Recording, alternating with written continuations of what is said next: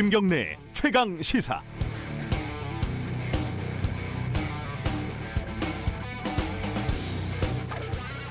오늘 국회에 판사 탄핵안이 발의가 된다고 합니다. 많이 얘기가 됐다시피 우리나라에서는 법관이 탄핵된 사례가 단 한 번도 없죠. 탄핵받을 만한 잘못을 저지른 법관이 한 명도 없었던 건 아닐까? 당연히 그건 아니겠죠. 사법부는 일종의 신성 불가침같이 여겨졌던 측면이 있고, 문제가 생기면 슬쩍 사표 내고 변호사 개업하니까 탄핵을 할래야 할 수 없는 경우도 있었죠. 법관 탄핵 처음 하는 거니까 당연히 좀 혼란스럽습니다. 먼저 탄핵 대상인 임성근 판사는 1심에서 무죄였고 2심 재판을 받고 있다. 그래서 부당하다. 그러면 1심에서 유죄였으면 탄핵해도 된다는 얘기인가요? 1심에서 유죄가 나왔어도 탄핵에 반대할 사람들은 똑같이 반대했을 거라는데 500원쯤 걸겠습니다. 박근혜 전 대통령도 법원 판결을 받기 전에 탄핵됐다는 점을 잊으면 안 됩니다. 다음에 판사를 탄핵하면 법관 독립이 침해된다. 그래서 부당하다. 이건 길게 말할 필요가 없겠습니다. 헌법에 법관 탄핵이 가능하게 돼 있고 국회에서 탄핵안이 통과돼도 최종 결과는 어차피 헌법재판소에서 가리게 돼 있습니다. 판사가 정치인을 감옥에 보내도 입법 독립 침해 이렇게 얘기를 하지는 않죠. 법관을 견제할 수 있는 장치도 당연히 필요합니다. 마지막으로 최근 여권의 불리한 재판 때문에 탄핵을 추진한다. 그래서 정치적이다. 글쎄요, 이건 그럴 수도 있다고 봅니다. 물론 사실관계를 보면 21대 총선 이전부터 사법농단에 연루된 판사들을 탄핵해야 한다는 주장은 꽤 많았습니다. 게다가 국회에서 논의되는 사안을 정치적이라고 비난하는 건 코미디언 보고 웃기지 말라는 것과 좀 비슷해 보입니다. 임성근 판사가 탄핵당할 만한 짓을 했는지 아닌지는 서로 논쟁할 수 있죠. 그런데 판사에 대한 국회의 탄핵 자체가 판사 길들이기다, 정치적이다, 이렇게 시작을 하면은 대화가 좀 어려워집니다. 2월 1일 월요일 김경래의 최강시사 시작합니다.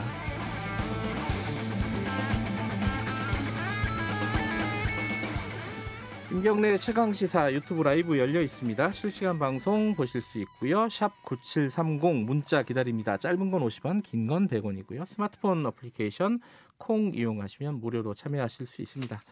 자, 설 앞두고 코로나 관련된 방역 거리두기 지침이 발표가 됐죠. 관련된 얘기 언박싱 끝나면은 보건당국 연결해가지고 자세히 좀 들어보고요. 2부에서는 정치사이다에서 북한 원전 문건, 이 논란들이 있는데 이거 정치적으로 어떻게 지금 양당에서 바라보고 있는지 얘기 좀 나눠보도록 하겠습니다.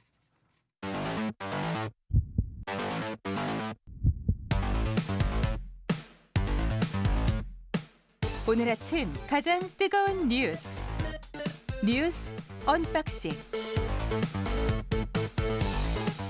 네, 뉴스 언박싱 민노기 기자 나와 있습니다. 안녕하세요. 안녕하십니까. 김민아 시사평론가 나와 계십니다. 안녕하세요. 안녕하세요. 뉴스 중에 좀 흥미로운 뉴스가 미국의 게임스톱 관련해 갖고 개미들하고 공매도 세력하고 뭐 한판 붙었다 뭐 이런 얘기 있었잖아요. 그렇습니다. 그 얘기는 3부에서 저희들이 좀 자세히 알아보고 라임 관련된 얘기, 김봉현 전 회장 검사 받은 게 아니라 접대 받은 네. 검사들이 한 여러 명 있었잖아요. 사건이 좀 흐지부지 넘어간 측면이 있는데 이 사건 좀 취재한 기자와 함께 사건의 전말 좀 들어보는 시간 가져보도록 하겠습니다. 먼저 코로나 상황. 어제 이제 정리가 됐죠. 설 연휴까지 어떻게 된다는 게 좀 간단하게 정리를 해보죠. 민노기 기자 좀 정리해 주시죠.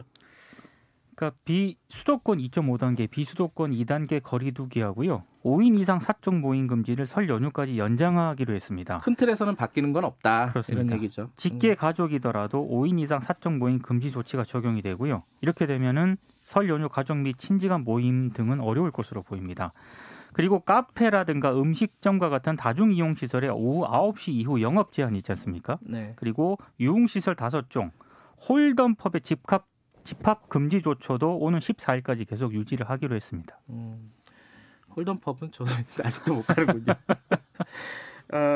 지금 그럼 설 연휴 때 차례 지내거나 아니면 세배하고 이런 것들은 계획을 좀 잘 세워야 될 것 같아요. 그렇습니다. 시간차 공격이라고 해야 되나요? 뭐 하여튼 나눠서 좀 해야 되잖아요. 근데 한 집에 다 같이 이미 살고 있는 데는 예외입니다. 거긴 또 괜찮다. 그렇습니다. 네.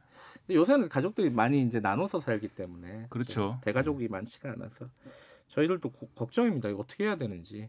어머님과 오전에 보고 누나는 오후에 보고 막 이래야 되나? 뭐 거의 이제 전 가족이 네. 일주일 단위 계획을 지금 짜야 됩니다.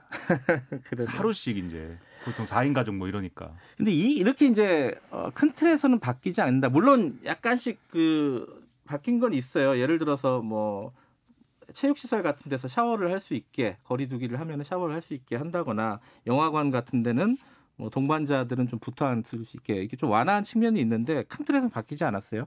이게 뭐 이유가 있는 거죠. 바뀌지 않은 이유가 뭐라고 봐야 됩니까? 일단 계속 환자 이 발생 수가 이제 예. 증가 추세로 이제 변화하고 있는 과정이고 네. 감염 재생산 지수도 이제 1에 가까워지는 그런 상황입니다. 다시 낮아졌다 다시 좀 올라가고 있다는 거죠. 그렇죠. 그리고 계속해서 뭐 집단 감염, 뭐 IM 성교의 발이라든지 그다음에 뭐 여러 가지 뭐 이 요양병원이라든지 뭐 그런 데서 계속해서 이제 집단 감염이 발생하고 있고, 네. 그리고 특히 설 연휴에 그런 상황에서 이제 이동이 잦아지면 이제 감염 확산 위험성이 대단히 커진다라는 게 방역 당국의 이제 생각이고요. 네. 그리고 만약에 이번에 이제 재확산이 다시 일어나면 짧은 시간 내에 수천 명의 환자가 발생하는 대유행으로 번질 위험성이 있다. 이렇게까지 얘기를 하고 있어서 네. 상당히 듣는 입장에서는 불안합니다. 그렇지만 다음 주말인 2월 한 6일에서 7일 거리두기 단계 완화 등의 방역 조치를 다시 한번 조정할 수 있다. 이런 입장을 또 같이 얘기를 하고 있기 때문에 뭐 어떻게 되는가는 또 지켜봐야지. 근데 이제 2월 중에 백신 접종도 시작이 되고요. 3월에는 또 학교도 문을 열잖아요. 그렇죠. 그런 것까지 고려를 한 것 같습니다. 관련된 얘기는 TV에 자주 나오시는 분이죠. 윤태호 방역총괄반장님 저희들이 연결을 해가지고 궁금한 부분들을 좀 자세히 여쭤보도록 하겠습니다. 정치권 얘기 하나 좀 알아볼까요? 약간 좀 뭐랄까 뜬금없는 뉴스긴 한데 그 산업부를 원전 관련해가지고 이제 감사를 했고 그 다음에 검찰이 수사를 하고 있지 않습니까?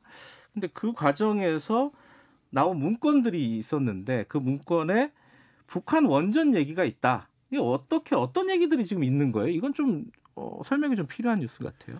그러니까는 그 당시에 이제 감사원이 네. 월성원전 1호기 폐쇄에 대해서 감사를 진행할 때 네. 산업부 공무원들이 이제 문건을 막 대량으로 삭제하지 않았습니까? 지웠죠. 예. 그것을 복원한 결과의 이제 문서 리스트가 지금 검찰이 이 사람들을 기소를 했는데 네. 공소장에 들어 있습니다. 근데 근데 이제 그 공소장이 언론에 의해서 공개가 됐는데 예. 쭉 보니까 이 뽀요이스라는 이름의 폴더 안에 뽀요이스. 예, 그 뭐예요? 이 핀란드어로 북쪽이라는 뜻이라는 건데 그래서 왜 폴더를 한글로 안 하고 핀란드어로 했느냐?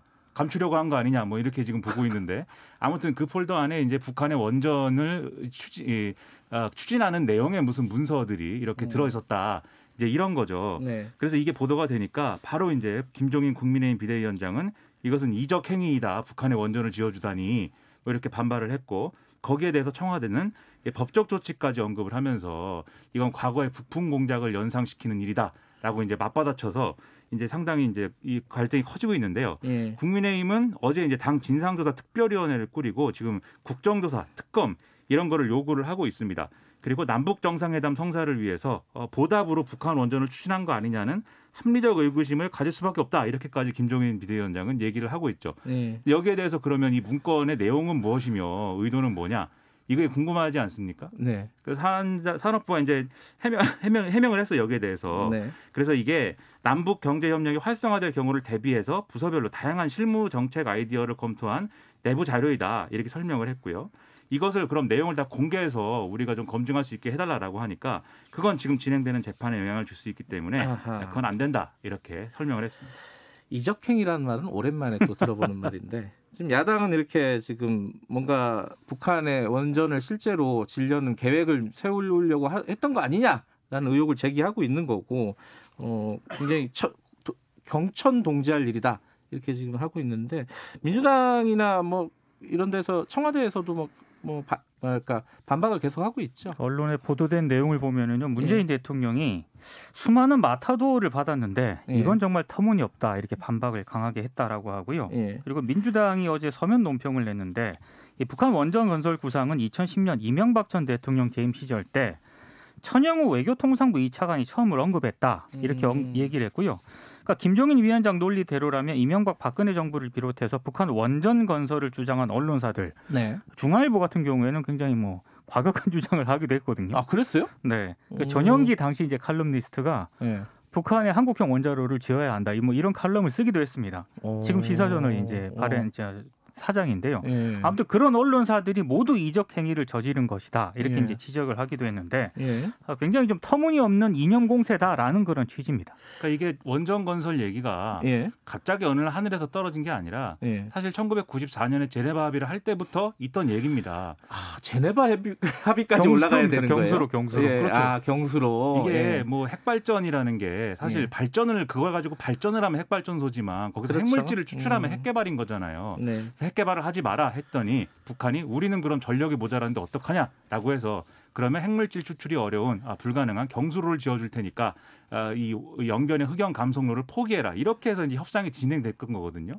그거의 연장선에서 보수 정권에서는 남북 경협을 하면은 뭐 원전 건설이라든가 이런 것들도 비핵화와 이제 관계돼서 해줄 수가 있겠네. 뭐 이런 논의도 있었던 거고 아마도 이번 정권에서도 만약에 내부적으로 검토를 했다면 과거에 이런 여러 시나리오 중에 하나로서 뭐 이런 것도 있었는데 이번에 될까? 이런 식으로 이제 검토를 한 게 아니냐. 그리고 그런 취지의 이제 설명을 산업을 하고 있는 거죠. 그래서 그런 차원인데 이걸 가지고 이제 이적 행위다라고 말할 수는 없는 것이고 다만 그때와 지금이 상황이 다르다라는 지적은 있습니다. 그때는 북한이 이제 94년도에는 핵 개발 안 하고 있습니다라는 게 북한의 입장이었고 지금은 자기들이 핵보유국이라고 주장하고 있지 않습니까? 그리고 그때는 경수로에서 핵물질 추출하는 게 좀 불가능하다고 봤는데 지금은 기술이 좀 개발돼서 가능할 수도 있다라고 하는 얘기도 있거든요. 그래서 실제로 정부가 어느 정도 수준에서 이거를 추진했느냐 이게 이제 관건인 것인데 지금 확인이 안 되는 상황에서 뭐 이적행위라고 하는 거는 좀 과도한 비판 아닌가 이런 생각입니다. 이게 좀 꼬인 측면이 있네요. 일단은 산자부에서 문건을 지운 건 사실이고 그렇죠. 그 지운 문건 안에 이게 들어가 있다라는 게 이제 검찰 공소장에 들어가 있으면 그것도 사실로 볼 수 있고. 그러면 그러니까 뭐 누군가 뭘 지우려고 했다 그러면 감추려고 했다는 뜻이 되는 거고 그럼 감추려고 했다면은 뭔가 있으니까 감추려고 한 거 아니냐 이런 추론이 가능한 그러니까 거고. 월성 원전 조기 폐쇄 논란이 계속 불거지고 있는 상황이잖아요. 그래서 여기에다가 이제 북핵 이슈로 전선을 넓혀버리면 국민의힘 입장에서는 이번 재보선에서 좀 승산이 있는 것 같다라는 판단을 하는 것 아니냐. 정치권에서 이런 정치적으로 보면 그렇게 분석이 나오고 국민의힘이 과거의 맥락을 모르지 않기 때문에 예를 들면 방금 말씀드린 제네바 합의 이런 것 김영삼 정권부터 나오던 얘기고 보수 정권에서도 이제 이런 검토를 했다는 걸 볼 때 국민의힘이 이 사안을 몰라서 하는 얘기가 아니라 지금 탈원전 정책에 대해서는 중도층의 반감이 있고 그다음에 이제 북한 문제에 대해서는 이제 보다 우측에 있는 유권자층의 반발이 있기 때문에 그 두 개를 하나로 묶는 게 지금 국민의힘으로서는 최상의 선거 전략이고 그걸 묶는 어떤 촉매로서 지금 이 사안을 활용하고 있는 거다. 이렇게 정치적으로 해석을 할 수가 있겠죠. 정치적으로는 그런데 이게 사실 저희들 같은 일반 국민한테 중요한 거는 실제로 가능한 일인가? 이런 생각이 좀 들어요. 불가능합니다. 왜 불가능하다고 하는 거예요? 그거는? 일단 그 북미 원자력 협정이 먼저 체결이 돼야 됩니다. 그게 있어야 일단 가능한 거고요. 그리고 미국 의회의 동의를 받아야 되는 그런 상황이거든요. 이것 없이는 일단 불가능하고요. 그리고 북미 원자력 협정하고 미 의회의 동의를 받기 전에 북한이 핵 확산 금지 조약, 흔히 말하는 NPT, 여기 지금 탈퇴했는데 여기 복귀를 해야 되는 그런 전제가 우선 있어야 되는 거고요. 그리고 국제 원자력 기구 있지 않습니까? 회원국이 돼가지고 정기적인 핵 사찰을 계속 받아야 됩니다. 그러니까 단계가 굉장히 복잡한데 이 복잡한 단계를 갑자기 건너뛰고 북한에 뭐 원전을 짓는다. 이건 현실적으로 가능하지 않은 그런 얘기죠. 1994년에 제네바 합의도 이런 게 다 들어있는 하나의 커다란 비핵화 패키지였습니다. 그래서 그 마지막 단계에 이제 이 얘기가 있었던 것이고 그리고 이 제네바 합의도 사실은 미국이 그 중간에 이제 중유를 이제 공급한다 이런 내용도 있었는데 그걸 안 지키면서 깨졌거든요. 이 합의가. 그때 깨져서 안 된 문제이기 때문에 다시 그런 비핵화 프로세스를 쭉 만들어서 뭐 고려하는 방안이면 모를까. 갑자기 지금 이 상황에서 원전을 북한에 막 지어줄 수는 없는 거죠. 현실적으로. 이게 실체가 있건 없건 간에 아마 이 얘기는 계속되기는 할 것 같습니다. 선거를 앞두고 있고 상황 자체가 좀 꼬여 있는 상황이기 때문에 원래 북한이 얽혀 있으면은 이 실체 파악하기가 굉장히 어렵습니다. 좀 이렇게 계속 이 얘기 가지고 계속 이렇게 뭐랄까 서로 공세와 방어를 할 생각을 하니까 그걸 계속 듣고 있을 생각하니까 좀 피곤해지긴 하네요. 뭐 빨리 매듭을 졌으면 좋겠는데. 문건 공개를 또 못한다는 거니까 또 이게 참 어렵네요. 진행되는 상황을 좀 보고 오늘은 검찰 얘기가 아니라 선거 얘기 좀 해보겠습니다. 입에 붙어버렸네. 그 금태섭 전 의원은 좀 출마 선언을 공식적으로 주말 사이에 했고 하면서 안철수 대표랑 일단 경선을 먼저 하자. 이거 뭐 어떻게 되는 거죠? 대진표가 그렇게 되면은? 그러니까 제3지대에서 금태섭 전 의원이 안철수 국민의당 대표한테 경선을 하자고 제안을 했고요. 예. 그러니까 아무래도 이제 둘이 경선을 밖에서 하고 그리고 국민의힘 후보가 결정이 되면은 그때 이제 뭐 다시 경선을 하자 이런 차원에서 제안을 한 것으로 보입니다. 근데 안철수 대표는 일단 즉답을 피했고요. 본인이 일단 그 개방형 경선을 국민의힘 쪽에 제안을 하지 않았습니까? 이 논의 추이를 보고 좀 결정을 하겠다 이런 입장을 밝혔습니다. 그러니까 국민의힘 내에서는 안철수 대표가 계속 이제 단일화 요구를 하는데 김종인 네. 비대위원장이 그걸 걷어차는 그림으로 계속 가니까 네. 이게 부담스러운 부분이 있기 때문에 지금 안철수 대표를 중간에라도 경선 중간에라도 좀 끼워줄 수 있는 방안 이런 것들을 고민을 해보자. 그리고 안철수 대표한테 입당이든 그게 나중에 합당이든 뭔가를 가져오도록 설득을 해보자. 이런 기류가 있단 말이죠. 네. 그래서 오늘 중진들이 모여가지고 그런 어떤 중재안이라든가 이런 걸 마련해보자는 분위기인데 네. 그런데 마침 금태섭 전 의원이 이런 제안을 하는 바람에 사실 국민의힘으로서는 상당히 부담을 덜게 된 겁니다. 왜냐하면 안철수 대표가 단일화 왜 안 합니까? 라고 국민의힘을 압박하는 거에 대해서 금태섭 전 의원이랑 먼저 해결하고 오세요. 이렇게 답을 하면 되는 거거든요. 이제부터는. 네. 그렇기 때문에 상당히 국민의힘에서는 지금 화색이 돌고 굉장히 화색이 좋아하고 돌아요? 있는데 안철수 대표는 말씀하신 대로 좀 지금은 약간 상황을 좀 지켜보겠다. 이런 상황입니다. 네. 이게 또 이 휴대전화 인공지능이 예. 작동을 해가지고 얘는 왜 자꾸 이렇게 스스로 켜져가지고 말을 하는지 모르겠어요. 저의 말을 막는 음모인 것 같습니다. 이것이야말로 공작이 아닐까요, 이거? 아니 이렇게 무음으로 해놔도 자꾸 이렇게 나오네요. 조용히 있으라. 자, 대진표 그러니까 야당 쪽은 그렇게 돌아가고 있고 또 한 명이 조정훈 의원, 시대전환 의원도 출마를 선언을 했죠. 출마 선언을 했는데요. 예. 일단 이 조정훈 의원 같은 경우에는 그 총선 당시에 예. 그 더불어시민당 비례대표로 선출이 됐거든요. 그렇죠. 그래서 이제 더불어시민당은 또 더불어민주당이 흡수합병이 되지 않았습니까? 네. 출마를 하려면 의원직을 내려놔야 됩니다. 이렇게 되면 이제 민주당이 갖게 되는데 그래서 나오는 얘기가 끝까지 경주를 하겠느냐 이런 전망도 좀 나오고 있습니다. 근데 이제 조정훈 의원의 경우에는 그 김동연 이제 전 경제부총리하고 네. 같이 찍은 사진을 이제 페이스북에 올리면서 그랬어요? 네, 유쾌한 반란에 함께하겠다 뭐 이렇게 쓰기도 했는데 네. 일단 지금 막 어지럽게 돌아가는 단일화 논의 이런 거에는 일단 합류하지 않고 네. 자기 주장을 일단 해 나가겠다 이런 주장을 하고 있는데요. 제 생각에는 금태섭 전 의원도 이제 이런 방향으로 갔으면 오히려 더 좋지 않았을까 싶은데 지금 상황이 이렇게 2단계 단일화까지 가니까 약간 단일화가 좀 희화화된 것 같기도 하고 이게 뭐 야구 게임도 아니고 뭐 토너먼트 같기도 하고 그렇습니다. 다른 소식 마지막 짧게 하나 알아보죠. 제가 오프닝에서도 말씀드렸는데 오늘 민주당 쪽에서 판사에 대한 탄핵 소추안이 발의가 되죠. 그러면 앞으로 일정이 어떻게 되는 겁니까 이게? 일단 오늘 만약에 이 임성근 부장판사에 대한 탄핵 소추안이 발의가 되면 예. 이게 첫 본회의에서 국회의장이 보고를 하고 24시간 이후부터 72시간 이내에 무기명 투표를 해야 되거든요. 그럼 이제 오늘 발의된다고 하면은 4일 날 이제 표결이 진행된다 이렇게 보면 되겠고요. 네. 이게 가결되면 탄핵 소추안이 가결되면 헌재 네. 탄핵 심판을 거쳐야 되는데 이게 이제 인용되면은 임성근 부장판사는 5년간 변호사 등록을 못 하고 공직 취임을 할 수가 없고 퇴직급여 일부가 제한이 됩니다. 판사 탄핵 같은 경우에는 지금 뭐 과반수 출석의 과반수 찬성이 아니죠, 이거는. 그렇습니다. 제적의원의 과반으로 과반. 표결을 합니다. 네. 그러면 지금 300명이니까 150명. 전망은 어때요? 그렇게 될까? 더불어민주당하고요. 예. 그리고 뭐 열린민주당, 예. 정의당까지 지금 탄핵에 기본적으로 찬성하는 입장이기 때문에 무난히 가결이 되지 않을까라는 전망이 이게 나옵니다. 그거라면서요? 무기명이라면서요? 그렇습니다. 그렇죠. 그러면은 약간 또 다르게 생각하는 내부적인 다른 표도 좀 있지 않을까라는 우려도 이게 있겠네요, 민주당한테는. 여당 내에 이제 정치적 부담이 좀 있는 건데 왜냐하면 지난해 계속 이제 검찰하고 싸우지 않았습니까? 네. 그래서 아침부터 저녁까지 뉴스가 이제 윤석열 뉴스였는데 그러다 보니까 지금 와서 이제 법관 탄핵을 추진하니까 이게 같이 묶여서 예. 검찰을 손봐주겠다고 하더니 판사도 손봐주겠다는 거냐 뭐 이런 여론이 형성되다 보니까 이게 재보선 앞두고는 상당히 정치적으로 부담이고 네. 국회도 사실은 처리할 게 많은데 재난지원금이라든지 뭐 손실보상이라든지 많은데 네. 국회도 경색이 되는 것이 부담이거든요. 예. 하지만 이게 이제 실질적으로 탄핵소추안이 발의가 된 상황에서는 여당에서 반란표를 이제 좀 찍기도 좀 어려운 게 아예 발의를 안 하면 모를까. 네. 지금 상황에서 이제 거기 들어가서 실질적으로 표결을 할 때 찬성을 안 하기가 좀 어려울지 않을까. 그래서 174가 정확히 나오진 않더라도 거의 이제 절대다수 찬성이 나오지 않을까 이렇게 생각이 됩니다. 알겠습니다. 오늘 뉴스 언박싱은 여기까지 듣겠습니다. 고맙습니다. 고맙습니다. 민노기 기자 그리고 김민아 시사평론가였습니다. 김경래 최강 시사 듣고 계시고요. 지금 시각은 7시 40분입니다. 어제부터 내린 비가 지금도 충청 이남 지방을 중심으로 이어지는 곳이 많습니다. 그리고 비가 그친 곳에서는 점차 안개가 자리를 하고 있는데요. 오늘 오전까지는 동해안 지방을 제외한 중부 지방과 전라도 동부 내륙 지역, 경상도 내륙 지역을 중심으로 앞을 내다볼 수 있는 거리가 200m 이하로 제한되는 짙은 안개가 끼는 곳도 있겠습니다. 이 비도 중부 지방은 아침에, 남부 지방은 낮에 점차 그쳐가면서 날이 개일 것으로 보이지만 제주도 지방은 좀 더 길게 이어지겠고요. 제주도 산간 지역은 지금 호우 경보도 발효 중이라는 점 참고하시기 바랍니다.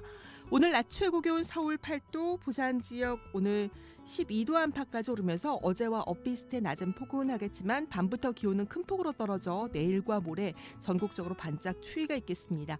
오늘 정오부터는 황사와 국외 미세먼지가 날아들면서 미세먼지 농도가 점차 높아지겠고 수도권 지역, 강원 영서 지역, 충청권을 중심으로 나쁨 단계 예상됩니다. 지금 서울 기온은 5.7도입니다. 지금까지 날씨 정보였습니다. 다음은 이 시각 교통 상황 알아보겠습니다. KBS 교통정보센터의 임초희 씨입니다.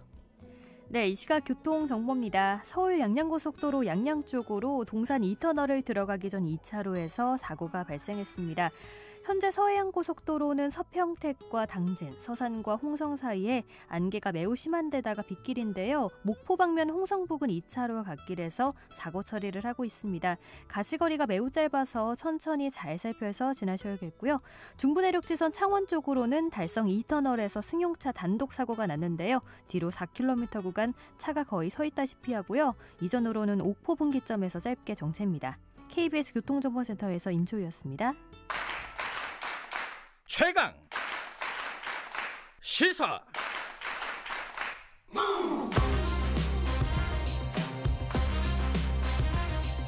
지금 여러분께서는 김경래 기자의 최강 시사를 듣고 계십니다. 네, 뉴스 언박싱에서도 간단하게 저희들이 정리를 해봤는데 설 앞두고 사회적 거리두기 어떻게 갈지 다들 좀 관심이 많지 않았습니까? 설 계획을 세워야 되니까. 근데 이제 사실상 큰 변화는 없다. 설까지는 2주 후에 다시 좀 보겠다 이런 입장이 발표가 됐습니다. 구체적으로 뭐는 어떻게 지켜야 되는 것이고 그리고 큰 틀에서는 변화는 없지만 좀 작은 부분에서 좀 바뀐 게 있지 않습니까? 그것들은 어떤 것들인지 코로나 상황 지금 어떤 상황인지 저희들이 좀 여쭤보도록 하겠습니다. 보건복지부 윤태호 중앙사고수습본부 방역총괄 반장님 연결하겠습니다. 반장님 안녕하세요. 네, 안녕하세요.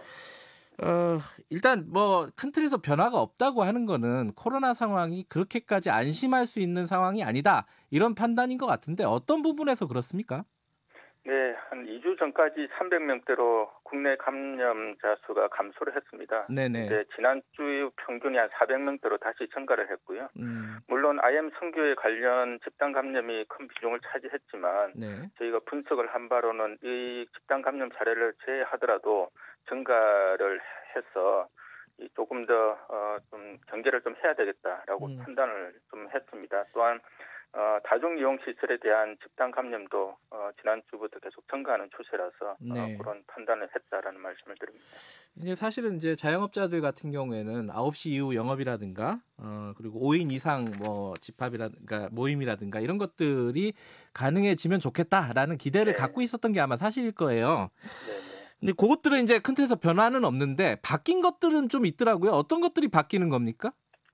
네, 뭐 일부 바뀐 거는 이제 영화관하고 공연장이 조금 수칙이 좀 달랐습니다. 네. 그래서 공연장의 방역 수칙이 조금 더 엄격했는데요. 이 부분을 이제 같은 수준으로 유지를 이제 하도록 그렇게 했습니다. 그래서 네. 공연장도 2.5 단계에서는 동반자는 같이 자석을 할 수가 있고 네. 그 외에는 2칸 띄우기로 일단 변경을 했고 네. 그래서 공연장과 영화관의 어떤 그 방역 수칙을 같은 수준을 했다는 거하고요. 네. 그다음에 실내 체육시설은 샤워실 운영을 금지를 했었습니다. 수도권 같은 경우는. 네. 그런데 샤워실 운영도 한 칸 띄워서 할 수 있도록 그렇게 했고요. 네. 그다음에 뭐 스키장 같은 그 겨울 스포츠 시설, 실내 스포츠 시설은 21시 저녁 9시 이후에는 운영 중단을 했었는데요. 네. 이 부분을 해제를 이제 하는 그런 이제 일부 완화된 조치는 이제 같이 발표를 했었습니다. 네. 이제 설 때 가족 모임이라든가 이런 걸 어떻게 해야 될지 그게 이제 가장 큰 관심사 중에 하나일 텐데요. 뭐 큰 틀에서는 5명 이상 모이면 안 된다. 일단 그게 이제 그 대원칙일 것 같고 구체적으로는 어떻게 해야 되는 거지? 차례라든가 뭐 세배라든가 이런 것들을 뭐 하긴 해야 될 거 아닙니까, 그죠? 어떻게 해야 되는 거예요? 네, 뭐 일단 사실 이제 5명 이상 이제 모임을 금지하는 것은 이제 같이 거주하고 있는 가족에게는 해당은 되지는 않습니다. 네. 근데 외부에서 사시는 분들이 이제 같이 5명 이상 이제 기존에 사시는 분들하고 합쳐서 5명 이상이 안 된다는 건데요. 그러다 보니까 이제 차례를 어떻게 지내야 되는지에 대한 그런 부분들이 조금 어려움이 있을 수가 있습니다. 저희들 입장은 가급적이면 차례 지내러 멀리 이동을 하지 마시라는 그런 이제 부분들이기 때문에 근데 뭐 추석 때 했던 것처럼 온라인 이제 온라인을 좀 활용을 하든지 아니면 좀 같은 뭐 당일이라 하더라도 5명 이상 되지 않도록 좀 꼭 필요하신 분들만 차례를 지내실 수 있도록 그렇게 하는 부분들을 좀 협조를 요청을 드리는 거고요. 이제 각 집안에서 이루어지는 모든 행위를 사실은 다 단속하기는 사실상 뭐 현실적으로 어려움이 있습니다. 불가능하죠. 그래서 이런 부분들의 취지를 좀 국민들께서 좀 아시고 최대한 협조를 좀 해달라는 그런 부탁을 좀 드리겠습니다. 그럼 2주가 지나면은 2주까지 연장을 한다 그러니까 설 연휴 지나면은 다시 한번 거리두기 상황을 보고 다른 판단을 내리겠다 이런 뜻으로 보면 되나요? 설 연휴 그러니까 5인 이상 사적 모임 금지, 그다음에 여행 이동 자제는 2주간 연장이고요. 그다음에 뭐 단계 조정이라든지, 그다음에 다중 이용 시설에 대한 운영 제한, 집합 금지 이 부분은 이번 주의 사항들을 좀 보고 판단을 하겠다는 것입니다. 그래서 이러면 이번 주에 판단을 해서 다음 주부터 만약 환자 수 증가가 저희가 예상했던 것보다 훨씬 더 안정화가 되면 다시 이번 주 말에 다시 판단을 하겠다라는 그런 내용입니다. 지금 청취자분들이 문자들을 많이 보내고 있는데 이게 위반을 하면은 이제 뭐 일일이 다 단속은 안 된다고 하셨지만은 뭐 누가 신고할 수도 있고 그렇잖아요, 사실. 위반을 하면 과태료가 물리는 거죠, 과태료를? 네, 지금 감염병 예방법에 따라서 과태료가 10만 원 이하의 과태료가 부과가 될 수가 있습니다. 전부 다요? 예를 들어 6명이 모였다 그러면은 그 6명에게 다 부과가 되는 건가요? 네. 아, 그래요. 그리고 많이들 아시는 부분인데 질문이 왔네요. 공하나 요고님이 결혼식장 제한 인원은 몇 명까지인가? 이게 99명이었나요? 2단계에서는 99명이고요. 2.5단계에서는 50명 미만이니까 49명. 아, 지금 49명이군요. 수도권 수도권은 같은 경우는 2.5단계고 비수도권은 2단계니까요. 그게 조금 지역마다 차이가 있습니다. 알겠습니다. 백신 관련해서도 좀 여쭤볼게요. 이제 2월 달에 백신을 처음으로 맞게 되는 거죠. 한 6만 명분 들어온다는 건데 이 시작이 되는 겁니까? 지금 뭐 다들 들어보셨을 것입니다만 코백스 퍼실리티 그러니까 세계 보건기구가 여하튼 여러 국가들이 같이 참여하는 그런 협의 기구인데요. 그래서 거기에서 6만여 분을 이제 우리나라에 일단 2월 중순경에 주는 것으로 그렇게 이야기가 되었습니다. 뉴스를 보니까 이제 모의 훈련도 하고 그러면 백신이 들어오면은 바로 접종할 수 있게 되는 건가요? 네, 백신이 이제 들어오게 되면 그 사전에 이제 가장 이제 중요한 것이 콜드 체인을 유지를 해서 백신의 효능성이 접종하기 전까지 계속 유지가 되는 것이 가장 중요했어요. 그런 부분들을 이제 모의 훈련을 해서 점검을 하고 백신이 들어오면 바로 접종을 할 수 있도록 그렇게 준비를 하고 있습니다. 지금 이제 해외 외신들 얘기 들어보면은 우리가 이제 확보한 백신 중에 아스트라제네카도 꽤 양이 많지 않습니까? 이게 이제 고령자들한테 효과가 없다 이런 논란들이 좀 있더라고요. 이거는 방역 당국에서는 어떻게 지금 파악하고 계십니까? 일단 그 부분은 이제 아스트라제네카에서 제출했던 자료를 가지고 네. 어떤 여러 가지 임상 시험했던 자료들이 있습니다. 그런 네. 자료들을 저희들도 제출을 받아서 네. 식약처에서 지금 이제 심도 있게 검토를 하고 있습니다. 그래서 식약처에서 허가 여부에 대한 것을 이제 판단을 하고 네. 거기에서 어떤 65세 이상 연령층에 대해서도 효과가 있는지 권고를 해야 되는지에 대한 부분들을 판단을 할 것으로 보입니다. 그래서 아마 식약처에서 그런 부분에 대해서 네. 최종적으로 아마 안내를 해드릴 예정입니다. 그러니까 아직까지는 그 논란이 어떻게 진행될지는 예측하기는 좀 어려운 상황이네요, 그죠? 네네, 그렇습니다. 외국의 사항들을 일단 저희들도 계속해서 보고 있고 네. 그런 외국의 어떤 사항들 그리고 국내에서도 우리나라에서 아스트라제네카 백신이 생산이 되기 때문에 네. 우리나라에서 생산되는 아스트라제네카의 어떤 효능 이런 부분들도 다 같이 보고 해서 아마 전반적으로 전문가 의견들을 여튼 평가해서 진행을 할 예정에 있습니다. 지금 2월 달에 들어오는 건 화이자죠? 네. 명확하지는 않지만 화이자일 가능성이 높은 것으로 그래요? 있습니다. 그러면 이제 그 지금 들어오는 물량들을 소화를 하려면은 네. 우리 식약처에서 허가를 내줘야 되잖아요.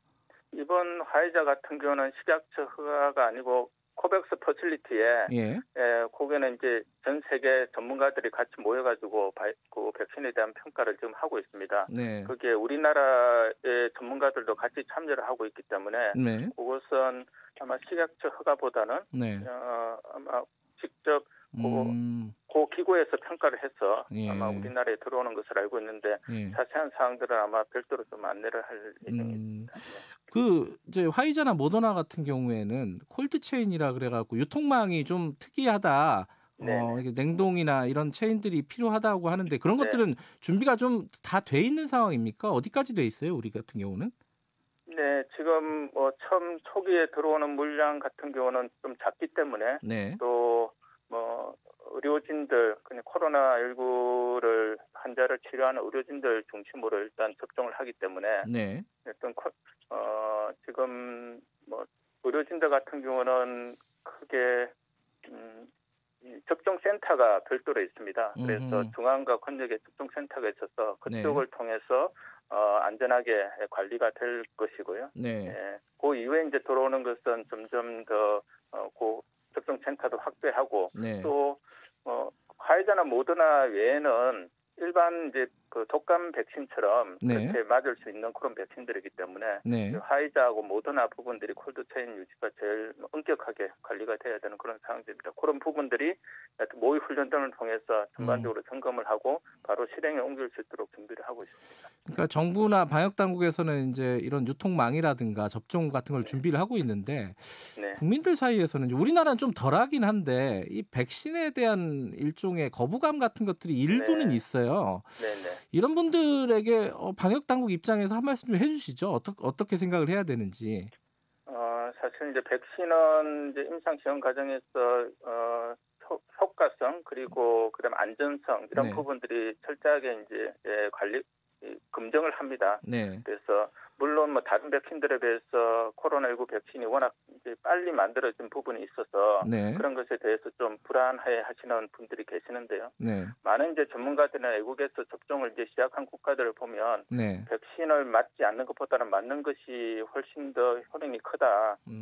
그러니까 위험이나 어떤 편익이나 위험 두 가지 부분들을 고려했을 때 위험은 상당히 낮고 편익은 크기 때문에 백신을 접종해 드리는 것을 권고를 하고 또한 아나필락시스 같은 이제 좀 급성 아주 그 백신 접종 후에 여러 가지 이제 부작용이 나타나는 이제 치명적인 부작용 같은 경우는 이제 보통 한 30분 이상 대기하면서 증상을 지켜보고 신속하게 좀 대응을 하면 문제가 해소가 되기 때문에 그런 부분들에 대해서 아주 드물게 나타나는 부분들도 저희가 최선의 준비를 좀 다 하고 있어서 어떤 백신의 부작용보다는 코로나19로 인한 감염으로 인한 어떤 사망, 그다음에 여러 가지 후유증 이런 부분에 대한 것이 훨씬 크기 때문에 국민들께서 그런 부분들을 고려하셔서 안전하다라는 좀 말씀을 드립니다. 알겠습니다. 여기까지 듣죠. 고맙습니다.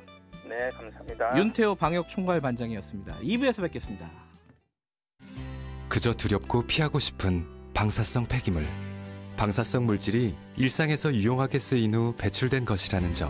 알고 계신가요? 신약을 통해 치료받을 수 있는 사람이 더 많아지겠어. 더 나은 미래를 만들어가는 연구소에서도 비파계 검사 결과 이 건물은 균열과 결함 없이 안전하네요. 건물의 안전을 검사할 때도 전기 없는 세상은 상상할 수도 없죠. 원자력 발전소에서도 우리의 일상 속에서 배출되는 방사성 폐기물 안전하고 철저하게 관리하겠습니다. 방사성 폐기물 관리 전담기관 한국원자력환경공단. 말 같은 말.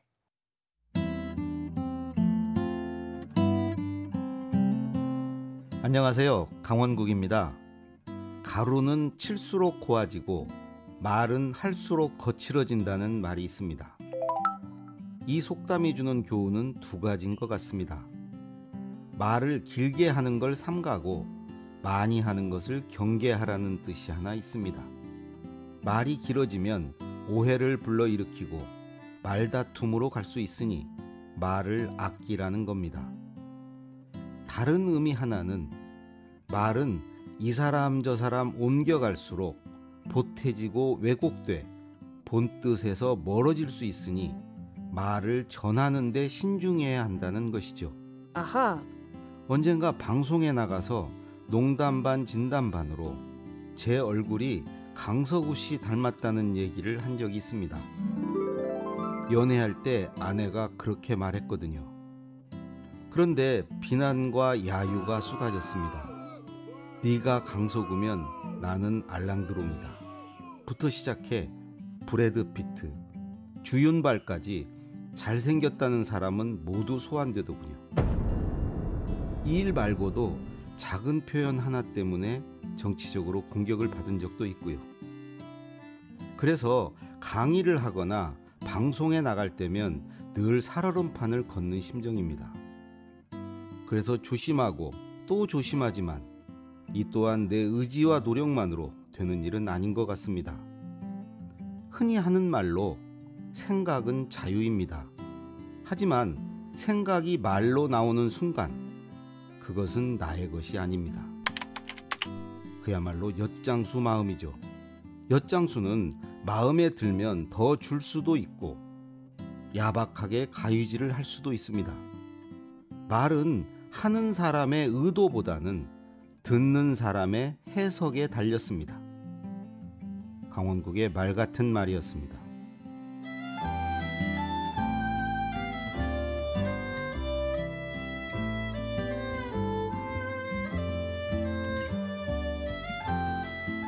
엿판에서 발견하는 말의 지혜.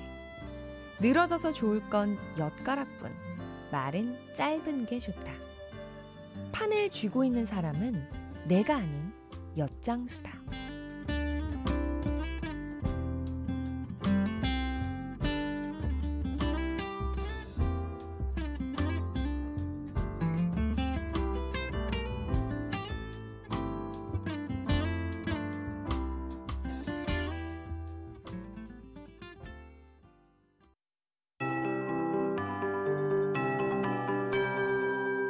KBS 58분 날씨. 오늘 오전 비가 그치더라도 바로 날이 화창하게 개진 않겠습니다. 안개 때문입니다. 오늘 오전까지는 동해안 지방을 제외한 중부지방과 전라도 동부 내륙 지역, 경상도 내륙 지역을 중심으로 짙은 안개가 끼는 곳이 있겠습니다. 이동하실 때 각별히 주의하시는 것이 좋겠고요. 아직까지 기압골의 영향을 받고 있기 때문에 하늘이 흐리고 곳곳에 비가 내리는 곳이 많습니다. 중부지방은 아침까지, 남부지방은 낮까지 이어지겠고요. 제주도 산간 지역은 여전히 호우경보가 발효 중인 가운데 6시 무렵까지는 좀 더 이어진다는 점 참고하시면 좋겠습니다. 이렇게 저기압이 물러나고 오늘 밤부터는 중국 북부 쪽에서 남동지라는 고기압의 영향을 받게 되면서 내일은 낮에 가끔 구름만 많이 끼다가 밤이 되면 날이 흐려지겠고요. 내일 밤부터 모레 새벽 사이 경기 남서부, 충청남도, 전라북도 지역은 눈이 조금 내려 쌓일 것으로 보이고 그 밖에 중부지방과 경상북도 지역도 눈이 날리는 곳이 있다는 점 참고하시기 바랍니다. 오늘은 낮 최고 최고 기온 서울 8도를 비롯해 전국은 7도에서 15도의 분포로 어제와 비슷해 오늘도 포근하겠습니다. 그리고 오늘 오후부터는 미세먼지 농도가 점차 높아질 텐데요. 어제 고비 사막에서 황사가 발원을 했고 이 황사가 날아들기 때문입니다. 특히 수도권 지역과 강원 영서 지역, 충청권을 중심으로 나쁨 단계 예상됩니다. 지금 서울 기온은 5.8도입니다. 윤지수입니다.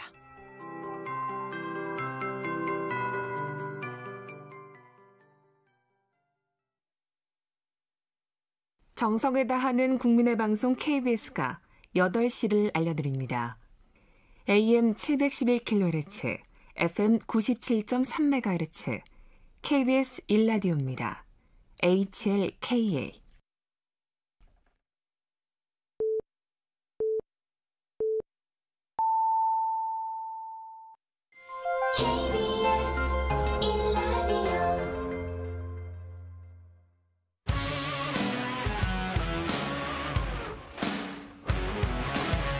뉴스타파 기자 김경래 최강 시사. 최강 시사 정치 사이다.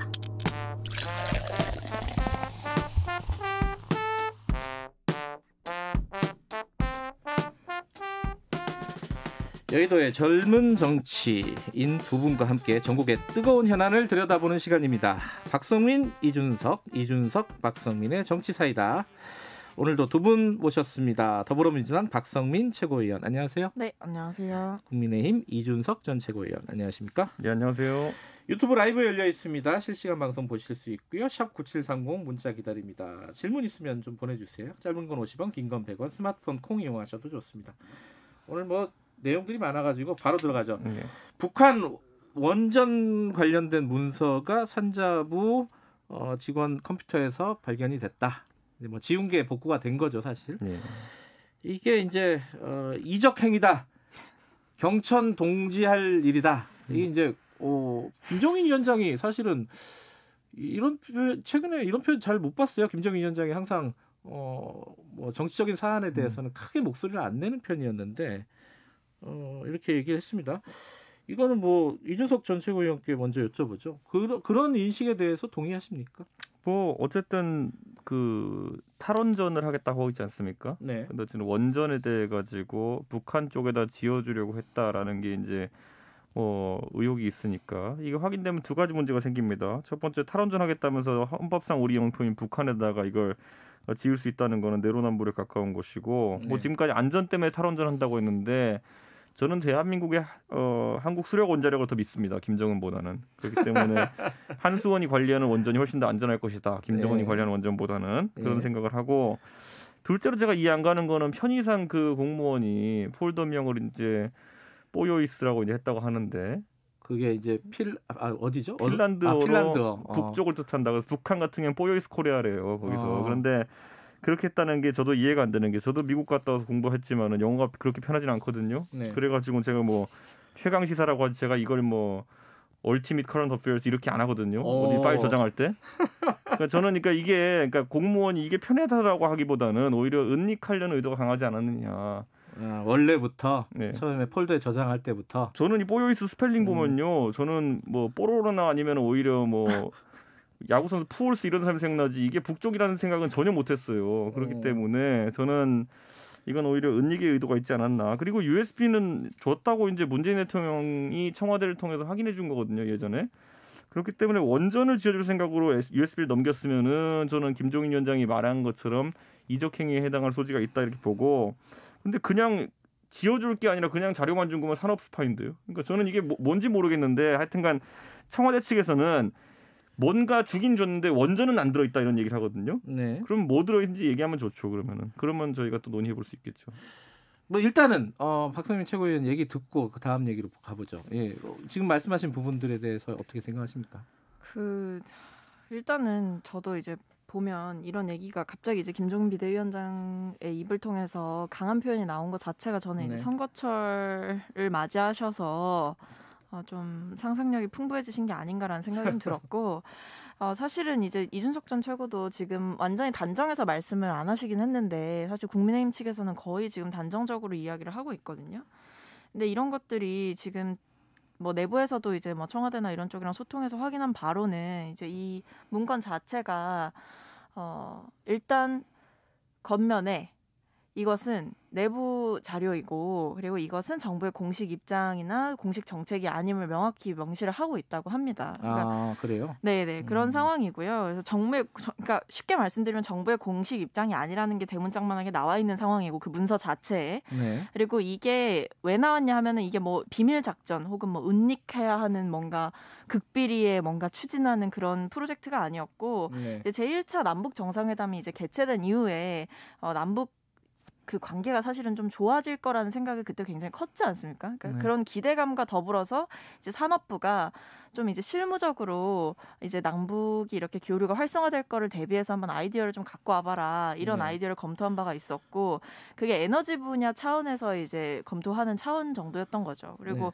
말씀드린 대로 이게 뭐 원전을 지어줘야겠다 이런 내용이 아니었고 그리고 그런 원전과 관련된 내용도 사실은 이게 구체적으로 추진하기에는 많은 한계가 있다라는 부분까지도 이제 명시가 돼 있었다고 합니다. 그래서 이걸 뭐 USB를 통해서 대통령이 건네줬다 이런 거는 사실 저는 뭐 거의 소설에 가까운 내용이라고 볼 수가 있다고 보는 아니, 거죠. 지금 이제 소설인지 한번. 자 여기서 소설이 아니라 청와대가 오피셜로 확인해 준 건 USB를 줬다는 건 확인해 줬어요. 그거는 뭐 본인들이. 그때 기사에 많이 나왔죠. 그 안에 원전 내용이 안 들어있다고 지금 이제 얘기하는 건데 그렇게 이제 USB 준 거를 본인이 예전에 했기 때문에 지금 준 거 자체를 부인 못하니까 원전 내용은 없다 이렇게 얘기하는 것인데 그건 앞으로 정보위 여러 가지 저희가 판단해 보면 될 것 같고요. 그럼 이게 뭐 원전 짓는 사업 자체를 그럼 검토한 적이 없다 그러면은 윤준병 의원은 도대체 뭘 박근혜 정부에서 하려고 했다고 주장했던 것인지 저는 이제 박근혜 정부에서도 이런 원전 프로젝트 비슷한 거를 추진했다고 이제 얘기했다가 증거 없고 추론이었다라고 이제 도망갔거든요. 그러니까 저는 이 여권 인사들이요. 저는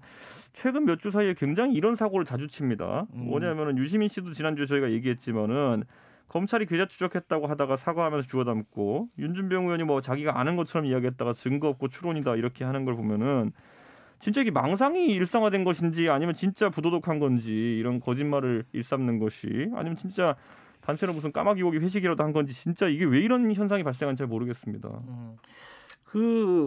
지금 정부에서 그냥 상식적으로 생각해 보면요.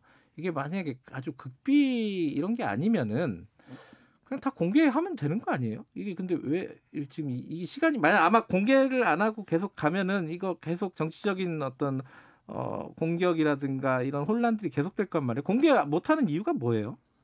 그러니까 지금 공개하라고 하는 게 그 USB에 담겨 있는 내용 뭐 이런 거 말씀하시는 거예요? 뭐 USB도 마찬가지지만은 뭐 지금 이제 산자부 문건 같은 경우도 다 공개하면은 특별히 만약에 아이디어 차원에서 만들었다 치면은 공개해도 되는 거 아닌가라는 생각도 언뜻 들기도 지금 하고요. 이제 산업부가 하고 있는 이제 여러 가지 대응이라든지 뭐 정부나 청와대에서 하고 있는 대응이 저는 그렇게 부족한 수준은 아니라고 생각을 하거든요. 그래요? 그러니까 이 외에 그러니까 단순히 안 했다라고만 얘기를 하는 게 아니라 뭐 내부적으로 검토한 부분이었고 뭐 여러 가지 배경 설명까지도 이제 들어가 있는 부분이 있어가지고 저는 지금 상황에서 당장 이 문건을 뭐 통째로 공개해야 된다에 대한 필요성까지는 잘 못 느끼겠다고 생각을 하거든요. 그래서 이런 부분에서는 지금 이제 정부 차원에서는 계속해서 제가 봤을 때는 대응이 한 차례로 끝날 것 같지는 않고 나오고 있는 뭐 보도라든지 뭐 생산되는 가짜 뉴스에 대해서 계속해서 좀 대응을 하지 않을까라는 생각은 듭니다. 근데 확실한 건 어쨌든 감사원도 보면 안 되는 파일이라는 거 아니에요. 감사원이 그거 보려고 갔는데 이거 보러 간 것도 아니죠. 뭔가 보러 갔는데 이거를 이제 밤새 지워야 될 만큼 이제 뭔가 기밀성과 더불어 감사원도 보면 안 될 만한 어떤 내용이 있었다는 거잖아요. 아니 근데 이제 저는 약간 그런 생각이 드는 것 같긴 해요. 그 비슷한 얘기를 윤건영 의원님도 하시긴 했는데 이게 행정부 공무원 수가 공무원들이 이제 하는 업무 자체가 굉장히 많고 그 수가 굉장히 많지 않습니까? 근데 이제 그분들이 하는 거 하나하나 그분들이 작성하는 문건 하나하나가 뭔가 국가 정책이 바로바로 되고 이런 게 사실은 실질적으로 안 되잖아요. 현실적으로도. 근데 이런 것들을 좀 과하게 지금 국민의힘 측에서 해석을 하고 있는 게 아닌가. 그리고 말씀드렸듯이 그 문건 자체에도 이게 그냥 내부적으로만 아이디어 차원에서 각자 이제 발제하는 수준이었던 건데 이걸 마치 이제 정부의 정책, 공식적인 정책인 것처럼 그렇게 얘기하는 것 자체도 좀 어폐가 있지 않나 싶습니다. 아니 북한의 원전 짓는 거에 대해 가지고 저희가 이번 정부 들어가지고 굉장히 이번 정부가 관심이 많구나라고 생각했던 이유 중에 하나는 서훈 국정원장 있잖아요. 서훈 안보실장 이분이 사실 예전에 90년대 후반에 국정원에서 이제 한국전력 직원으로 해가지고 가가지고 북한에 원전 지어주는 프로젝트에 가서 거기 한국 담당관으로 있었거든요. 2년 동안에 거기 상주하고 있었거든요. 그러다 보니까 이런 북한 원전 프로젝트에 대해 가지고 그냥 잘 알고 있고 이러다 보니까 또 그런 것들이 연계된 거 아니냐. 그냥 합리적인 의심의 조각들이 몇 가지 있는 거죠. 그렇기 때문에 저는 만약 진짜 이 문서에 뭐 원전 지어주겠다 이런 내용이 없다면은 공개하면 될 일입니다. 근데 아까 저희들이 뉴스 언박싱에서도 얘기를 좀 해봤었는데 그 제네바 협정 같은 경우에서도 이제 원전 얘기가 나오고 그리고 지난 정부 때도 뭐 보수 언론 특히 뭐 중앙일보 같은 데서는 평양에다 원전 져야 된다 뭐 이런 취지의 어떤 칼럼 같은 것도 실리고 제목이 그래서 있던데 제목이 뭐예요?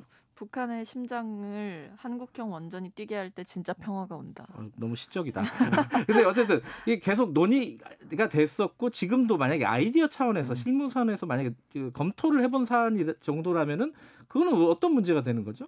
자, 보수 언론이라고 하는 사람들은 의사결정자가 아닙니다. 그럴 땐 보수 언론 중에 보면 핵무장하자는 사람도 있어요. 그런데 그게 이제 보수 세력의 뭐 전반적인 생각도 아닐 테고 책임 있는 사람들의 이야기도 아닐 겁니다. 그렇다면 책임 있는 당국자가 한 얘기를 보면은 2010년에 이제 천영우 이제 외교통상부 이제 2차관이 얘기했던 걸 보면은 그 원전을 북한에 지어주자는 원전을 북한 쪽에 짓자는 얘기가 있어요. 그런데 거기에 보면 뭐라고 되어 있냐면은 통일 이후에 북한 지방에 원전을 지어가지고 북한 지방에 전력난을 해소하자라는 취지예요. 그렇기 때문에 통일 이후에 짓자는 거랑 지금 짓자는 거 또는 통일 전에 짓자는 거는 전략적 의미도 다르고 그리고 실질적으로 통일되면 당연히 북한에다 뭐 발전소 지어야죠. 그게 원전인지 뭔지는 뭐 다른 문제지만은 뭐 그거와는 전혀 궤가 다른 것인데 이걸 끌고 들어와가지고 뭐 MB 때도 하자 그랬다 이렇게 얘기하는 거는 정말 이제 그 끌어들일 게 없나 보구나 이런 생각밖에 안 듭니다. 알겠습니다. 넘어갈까요? 한 말씀?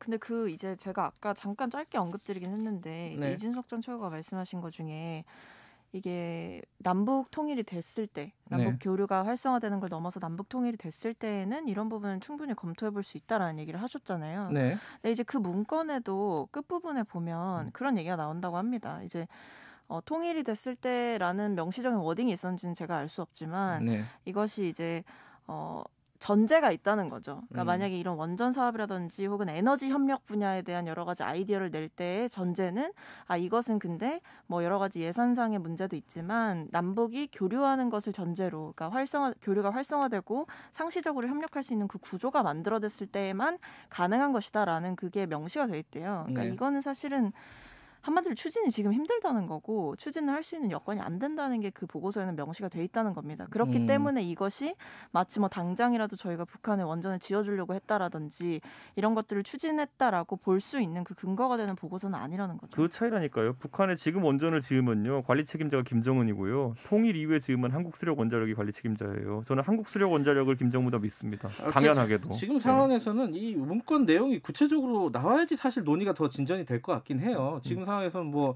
제목만 가지고 지금 얘기를 하는 건데 좀 더 지켜보도록 하고요. 오늘 판사 탄핵안이 국회에 발의가 된다고 합니다. 민주당에서 추진을 하는 건데 요거 뭐 이준석 최고는 어떻게 생각하세요? 이거 법관에 대한 뭐 압박, 뭐 사법권 독립 침해 이렇게 보십니까? 어떻게 저는 보십니까? 민주당이 정치적인 이제 사실 탄핵을 하겠다는 것이기 때문에 정치적인 효과와 정치적인 책임 모두를 가져가면 됩니다. 정치적인 효과라 그러면은 본인들의 지지층에게 뭔가 지금 엉망진창이 돼버린 검찰개혁 이후에 또다시 무슨 뭐 사회개혁한다고 이제 던질 아젠다를 하나 만들어주는 것 정도 의미가 있을 테고요. 다만 이제 정치적 책임을 져야 될 것은 지금 이제 민주당이 아무리 의석이 좀 있다 하더라도 150을 넘길 수 있을까는 약간 궁금합니다. 이거는 왜냐하면 안에서 이제 사실 이런 근육 자랑에 해당하는 어떤 표결들을 하는 것에 대해서 비판적인 의원님들이 계신 걸로 저도 들었고 실제로 이낙연 대표까지 해서 겨우 150을 채웠다 이런 기사도 나지 않았습니까? 그렇기 때문에 저는 그리고 이 헌법 위반이라고 하는 것이 그러니까 이분은 임성근 판사라는 분은 어쨌든 형사재판에서 이제 무죄를 받았어요. 1심에서 무죄 받으시고 그 다음에 다만 이제 판결문 속에 보면은 이런 것들은 헌법 위반이다라고 하는 것이 대여섯 가지 적시돼 있다고 하는데 저는 이걸 잘 따져봐야 되는 게 헌법 위반이라고 하는 건요. 굉장히 말이 엄중하지만 가볍게도 일어날 수 있는 일이에요. 제가 여기서 예를 들어서 상대 토론자랑 있는데 막 난리치면서 당신 말하지 마 이러면은 언론의 자유, 표현의 자유를 침해한 거예요. 헌법상의 권리인. 그런데 그게 사실 그렇다면은 탄핵을 당할 정도의 중한 헌법적 권리를 침해했느냐 이런 것들이 굉장히 중요한 것일 텐데 과거에 노무현 대통령 탄핵 때 보세요. 노무현 대통령이 사실 특정 정당을 지지해달라는 말을 대통령으로 했기 때문에 정치적 중립의 의무를 위반한 건 맞아요. 그것도 이제 거기 헌법재판소의 판결에 보면 나와요. 하지만 그것이 대통령직을 탄핵에 이르게 할 정도의 중대한 과실은 아니다. 그렇기 때문에 탄핵을 기각한다 이렇게 나오거든요. 네. 그러니까 저는 이것도 마찬가지입니다. 민주당이 해볼 수는 있어요. 다만 이제 형사재판에서도 무죄가 나온 사안에 대해 가지고 과연 이 사람에게 탄핵이란 불명예를 씌울 수 있는 것인가. 첫째로는 그렇고 두 번째로는 사법농단에 연루된 판사가 10명이 넘습니다. 네. 나머지 분들은 다 제껴놓고 이분만 지금 현직에 있기 때문에 이분만 탄핵의 불명예를 더 안기겠다. 저는 이것도 형평에 맞는지 한번 물어보고 싶습니다. 어떻게 생각하십니까? 박성민 최고위원. 일단 저는 이 탄핵을 안 하는 거, 법관 탄핵을 안 하는 것 자체가 국회는 직무유기를 하는 것이다라고 생각을 했고. 안 하면 직무유기다. 그렇죠. 네, 왜냐하면 이제 할 수 있고 시도를 해볼 수 있는 상황 속에서 그러니까 이분이 또 저희가 뭐 누명을 씌워서 이분한테 뭔가를 하려는 게 아니고 네. 사실은 이제 법원 내부에서도 이분이 위법한 행위를 했다는 거에 대해서는 공감대가 있지 않습니까? 그리고 네. 실제로 법관 대표자 회의라든지 이런 부분에서도 이분이 이제 법과 양심에 따라 판결한다라는 그 법관의 독립성을 침해한 위법한 행위를 했다라는 그 결론이 또 나왔어요. 근데 사실 이 1심에서 이제 판결이 나왔던 게, 그러니까 판결이 무죄가 나왔던 게 사실 이해가 안 되는 부분이긴 합니다. 이런 부분에서 뭐 제 식구 감사위가 있었는지 아닌지는 뭐 알 수 없지만 일단 법관 독립을 침해한 위헌적 행위라고 1심에서 질타를 했음에도 무죄가 나온 것 자체는 사실 납득하기는 어렵고요. 그렇기 때문에 저희는 이제 저희가 할 수 있는 일을 해야 되는 건데 이게 탄핵 절차 같은 경우는 사실은 이제 어떤 로스쿨 교수님께서는 일종의 징계 절차라고 봐도 된다라는 얘기도 하시더라고요. 그 법관 탄핵에 있어서. 그러니까 재판의 독립이라든지 뭐 법관의 독립을 보장하기 위한 최소한의 장치로서 또 역할을 할 수 있는 부분이 이제 탄핵이라는 부분인 것 같고 저희 같은 경우에도 사실 내부에서 논의를 열심히 했습니다. 고민되는 부분도 사실은 많았고.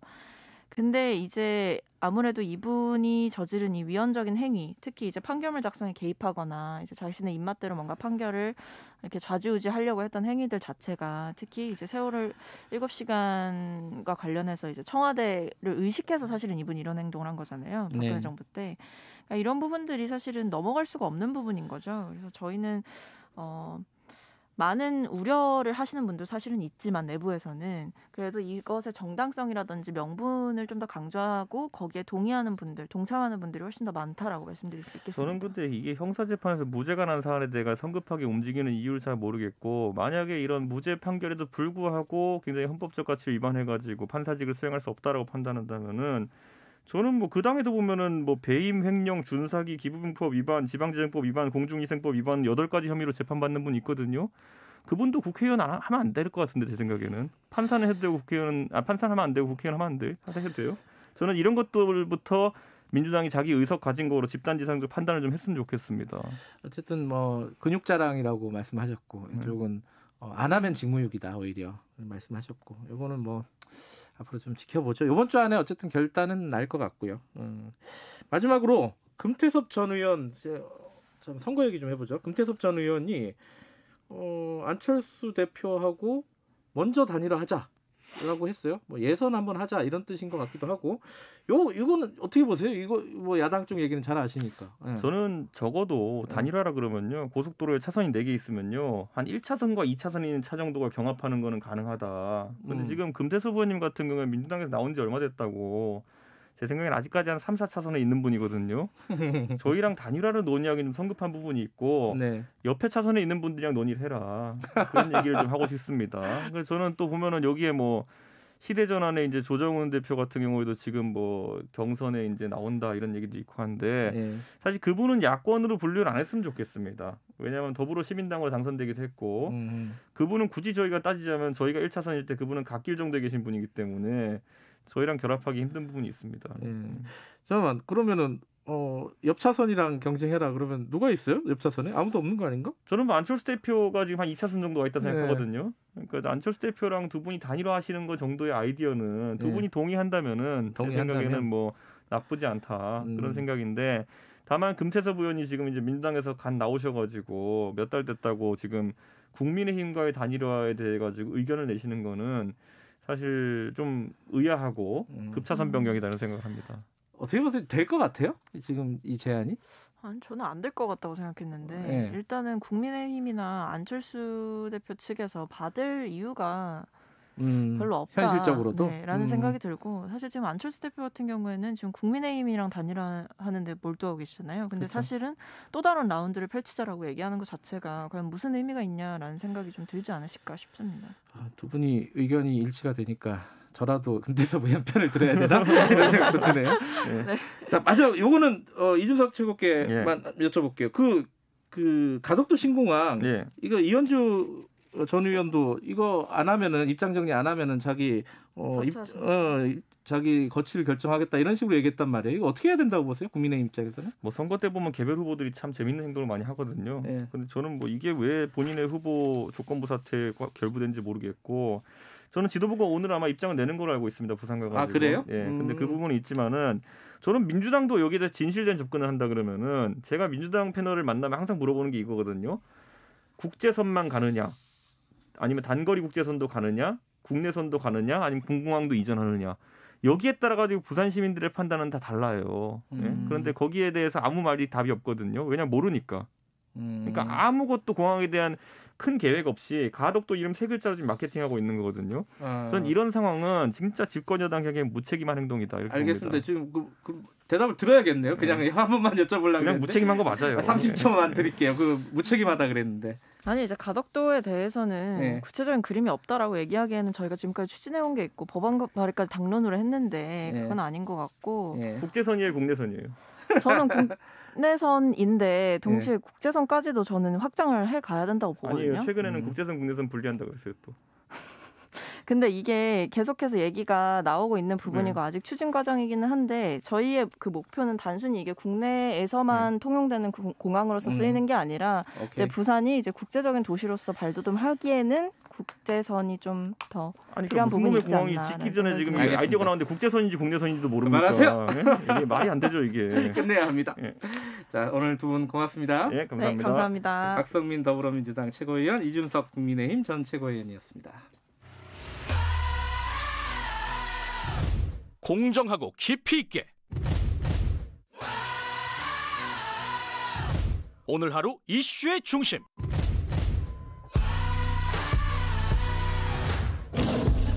김경래의 최강 시사.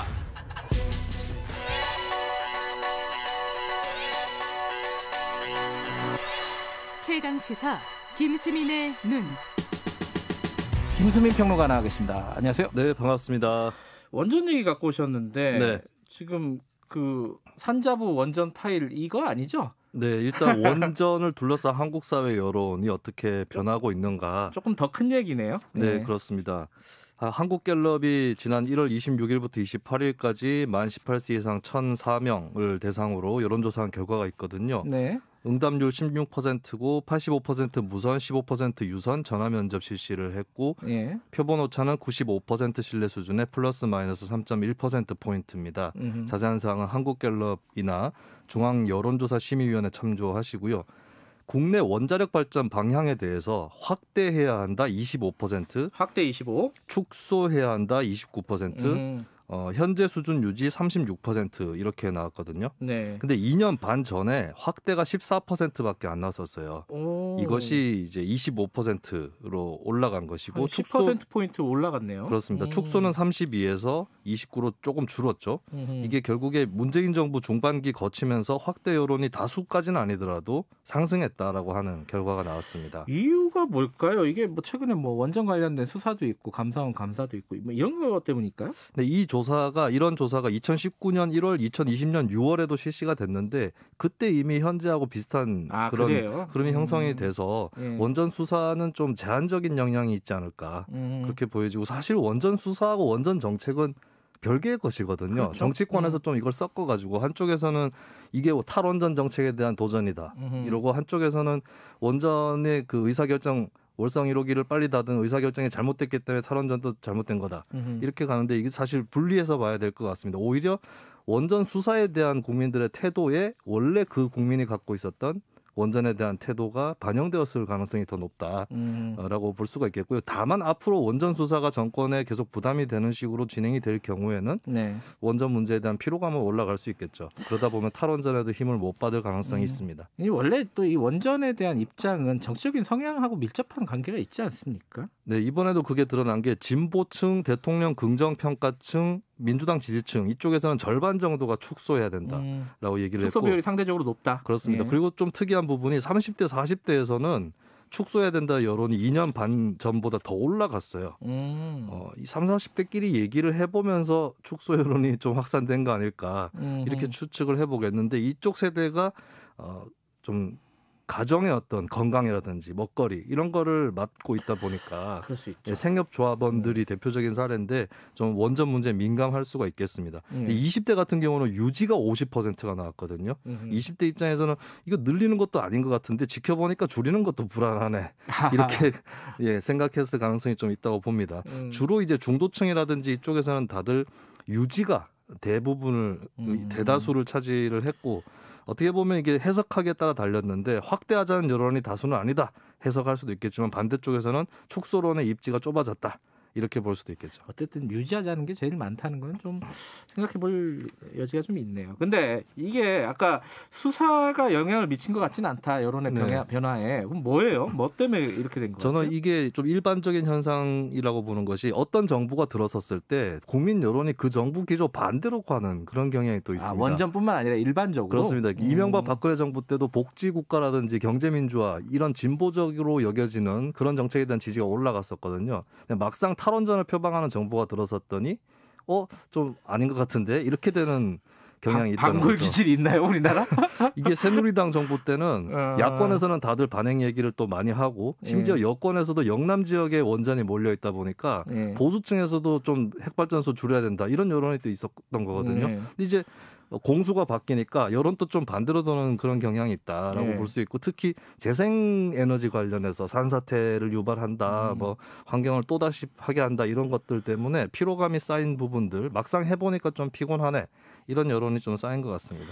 결국 재생에너지가 대안 아니냐 이렇게 생각하는 쪽이 많지 않습니까? 이거 어떻게 될까요? 이게 원래 좀 딜레마였던 게 환경운동 단체 쪽에서도 지나친 풍력 개발이라든지 또 산지를 깎아가며 만드는 태양광 여기에 대해서는 비판 여론이 있었던 거거든요. 근데 한편으로 보면 이게 기후변화 담론 또 주목할 만한 게 석탄 화력을 줄여야 한다. 이것은 대세가 되었는데 근데 재생 가능 에너지 쪽에서 빨리 확보가 안 되는 듯하니까 그러면 원전밖에 답이 당분간 없지 않느냐. 이런 식으로 돌아가고 이게 세계적으로도 좀 그런 경향이 있거든요. 미국도 바이든 행정부 출범을 했지만 과거의 민주당 정부하고는 조금 달리 원전에 대해서는 그래도 아직은 필요하다. 이런 기조가 또 다시 자리를 잡고 있는 건데 이게 한국이 끼어 있는 국가다라는 게 드러나는 부분입니다. 왜냐하면 미국에서 핵발전이 사양산업이 되면서 한국에 원전이 도입이 됐거든요. 근데 막상 탈원전을 하려고 보니까 또 세계적으로 원전이 그래도 필요하다 이런 여론이 또 생기는 거예요. 여기에 끼어 있는 시기적으로나 공간적으로나 끼어 있는 국가라는 게 또다시 드러나는 거죠. 끼어 있는 것도 그렇고 국민 여론도 굉장히 좀 갈리는 부분이잖아요. 이 부분이 어떻게 풀어 나갈 수 있을까요? 굉장히 어려운 문제인데 이게 원전이 단독 이슈가 아니다라는 걸 유념할 필요가 있겠습니다. 다른 발전 방식하고 맞물려 있고 또 총체적인 에너지 수요 계획이라든지 또 에너지 절약이라든지 에너지 효율화 이런 문제랑 다 종합적으로 맞물려 있는 거거든요. 근데 문제는 지금 보면 월성 1호기만 해도 조기 폐쇄에도 논란이 있었고 그전에 박근혜 정부 때는 수명 연장도 논란이 있었어요. 결국에는 1심 법원에서 위법 판결까지 났었는데 이게 문제가 공통적인 문제가 있습니다. 산업부, 한수원, 원자력안전위원회가 논의를 독점하고 있다는 거예요. 그리고 신고리 5, 6호기 같은 경우는 이 정부 초기에 공론화를 했지만 이것도 낮게 발전소를 갖고 판단한 거거든요. 그렇다면 좀 범사회적인 사회기구가 필요한 것 아닌가 이렇게 또 보여지는 것이고 결국에 국회에서 뭐 법을 통해서 발전소의 수명을 결정한다든가 이런 좀 더 민주적인 더 개방된 논의가 필요하다라는 것을 말씀드립니다. 조금 더 큰 그림을 좀 그려야 되겠다 이런 그렇습니다. 생각이 드네요. 김수민의 눈이었습니다. 고맙습니다. 네, 감사합니다. 김경래 최강기사 2부는 여기까지 하겠습니다. 3부에서는요. 게임스톱 사태 이거 어떻게 봐야 되는지 뉴스는 많이 나오는데 좀 헷갈립니다. 오늘 박대기의 고속경제에서 시원하게 한번 풀어드리겠습니다. 그리고 현직 검사 3명 룸사롱 접대 사건 이거 조금 뜨뜻미진하게 끝났죠. 그 뒤에 숨어 있는 얘기가 많다고 합니다. 이 사건 집중적으로 취재했던 뉴스타파 조원일 기자와 3부에서 이야기 나눠보도록 하겠습니다. 일부 지역국에서는 해당 지역 방송 보내드립니다.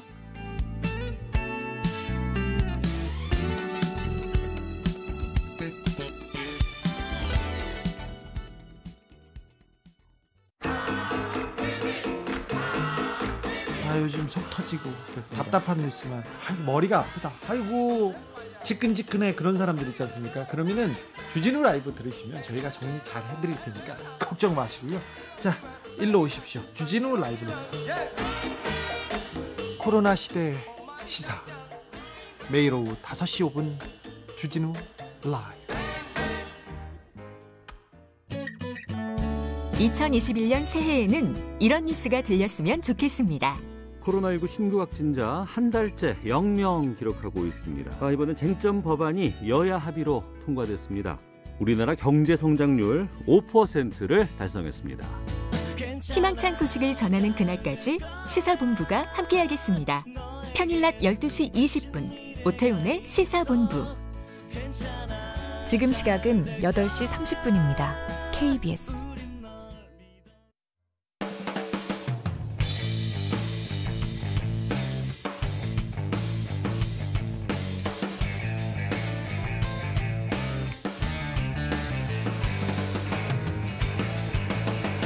김경래의 최강 시사.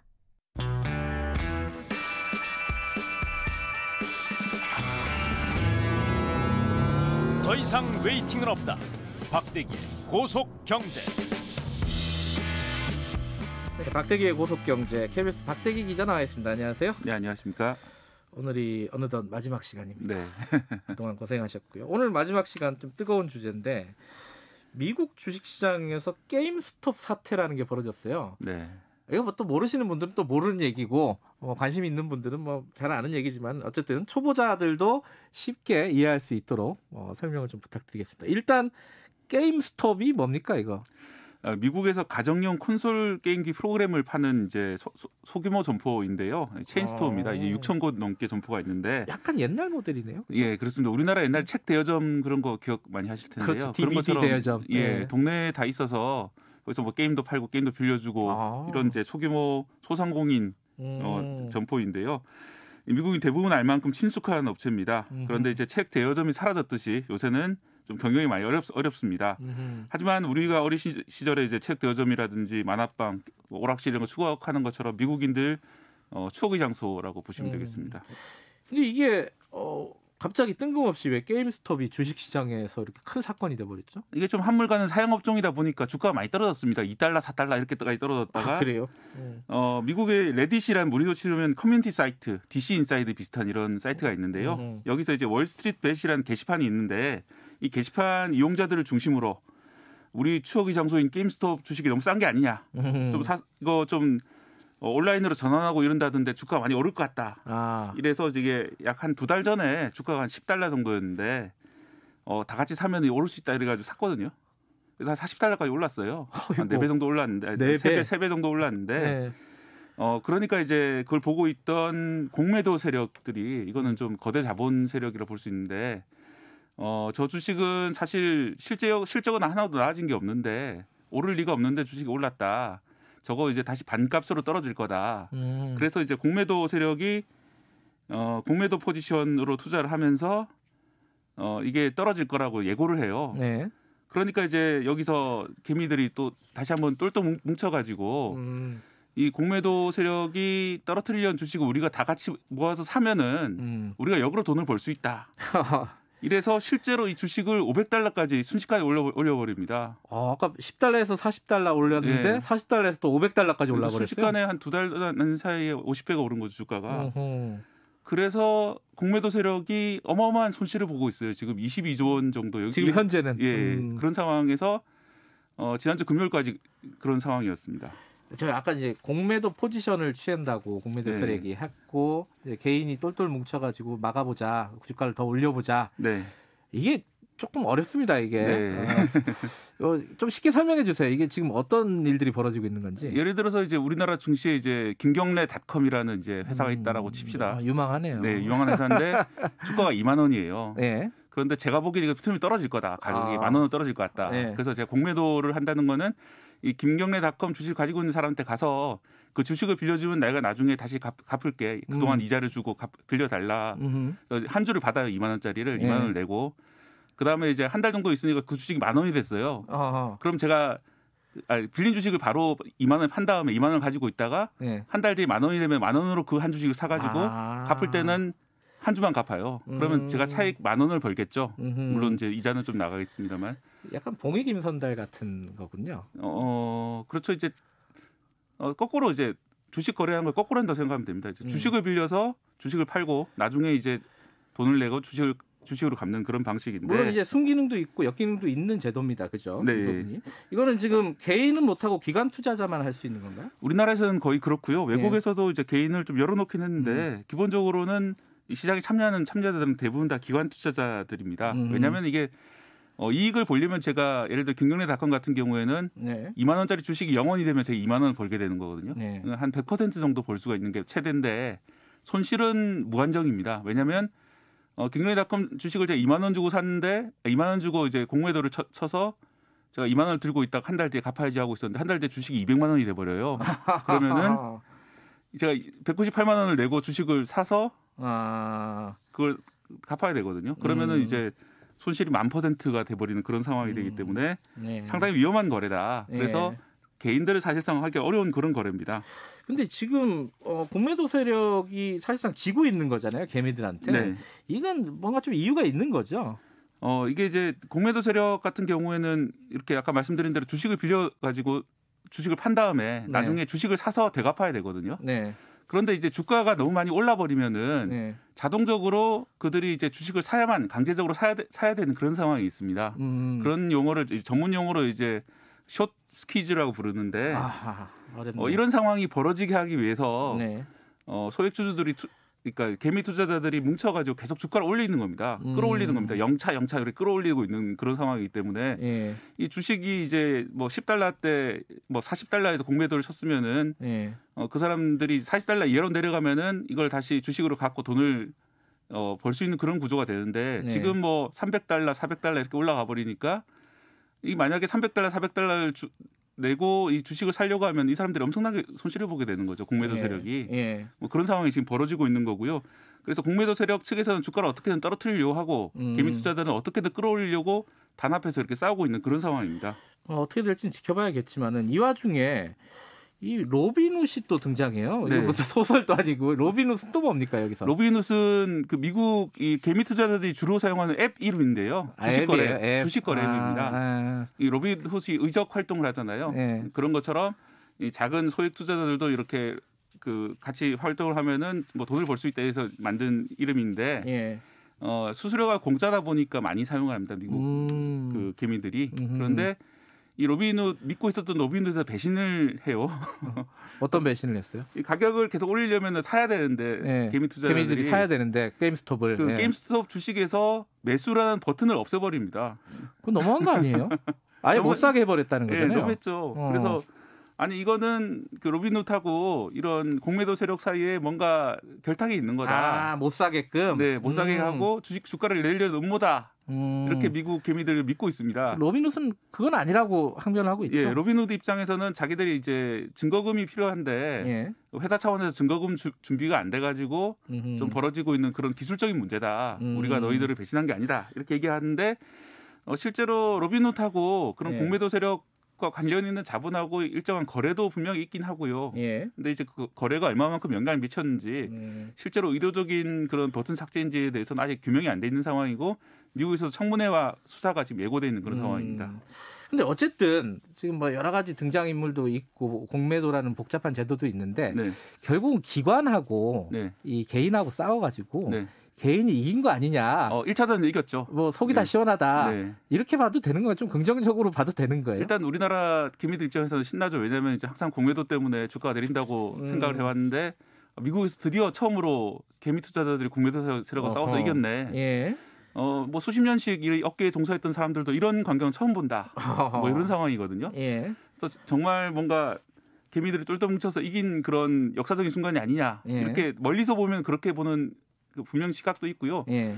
또 하나는 역시 로빈훗이 그 매수를 막은 것처럼 네. 이게 시장이 공정한 게 아니었어. 시장이 그들만의 어떤 뒷거래와 조작으로 있었다는 음모론을 좀 확인시켜주는 그런 사례로도 볼 수는 있습니다. 근데 또 다른 시각도 존재합니다. 어떤 시각? 예를 들어서 이제 개미들이 뭉쳐 게시판을 중심으로 계속 사면은 계속 오른다라고 이렇게 했잖아요. 예. 물론 이제 정보 공유라고 볼 수도 있지만은 어떤 전문가에 따라서는 이게 결국은 시세 조정 아니냐. 아, 그렇죠. 과연 이 게임스톱 주식이라는 게 지금 $350 정도 형성돼 있는데 그 정도 가치가 있는 주식이냐. 아까 말씀드렸지만 분명히 사양업종이었고 예. 물 온라인 전환한다고 했지만은 겨우 원래 처음 이제 투자자들도 한 $40 정도에 만족하고 있었던 주식이었거든요. 네. 근데 이렇게 치솟는 게 말이 되냐.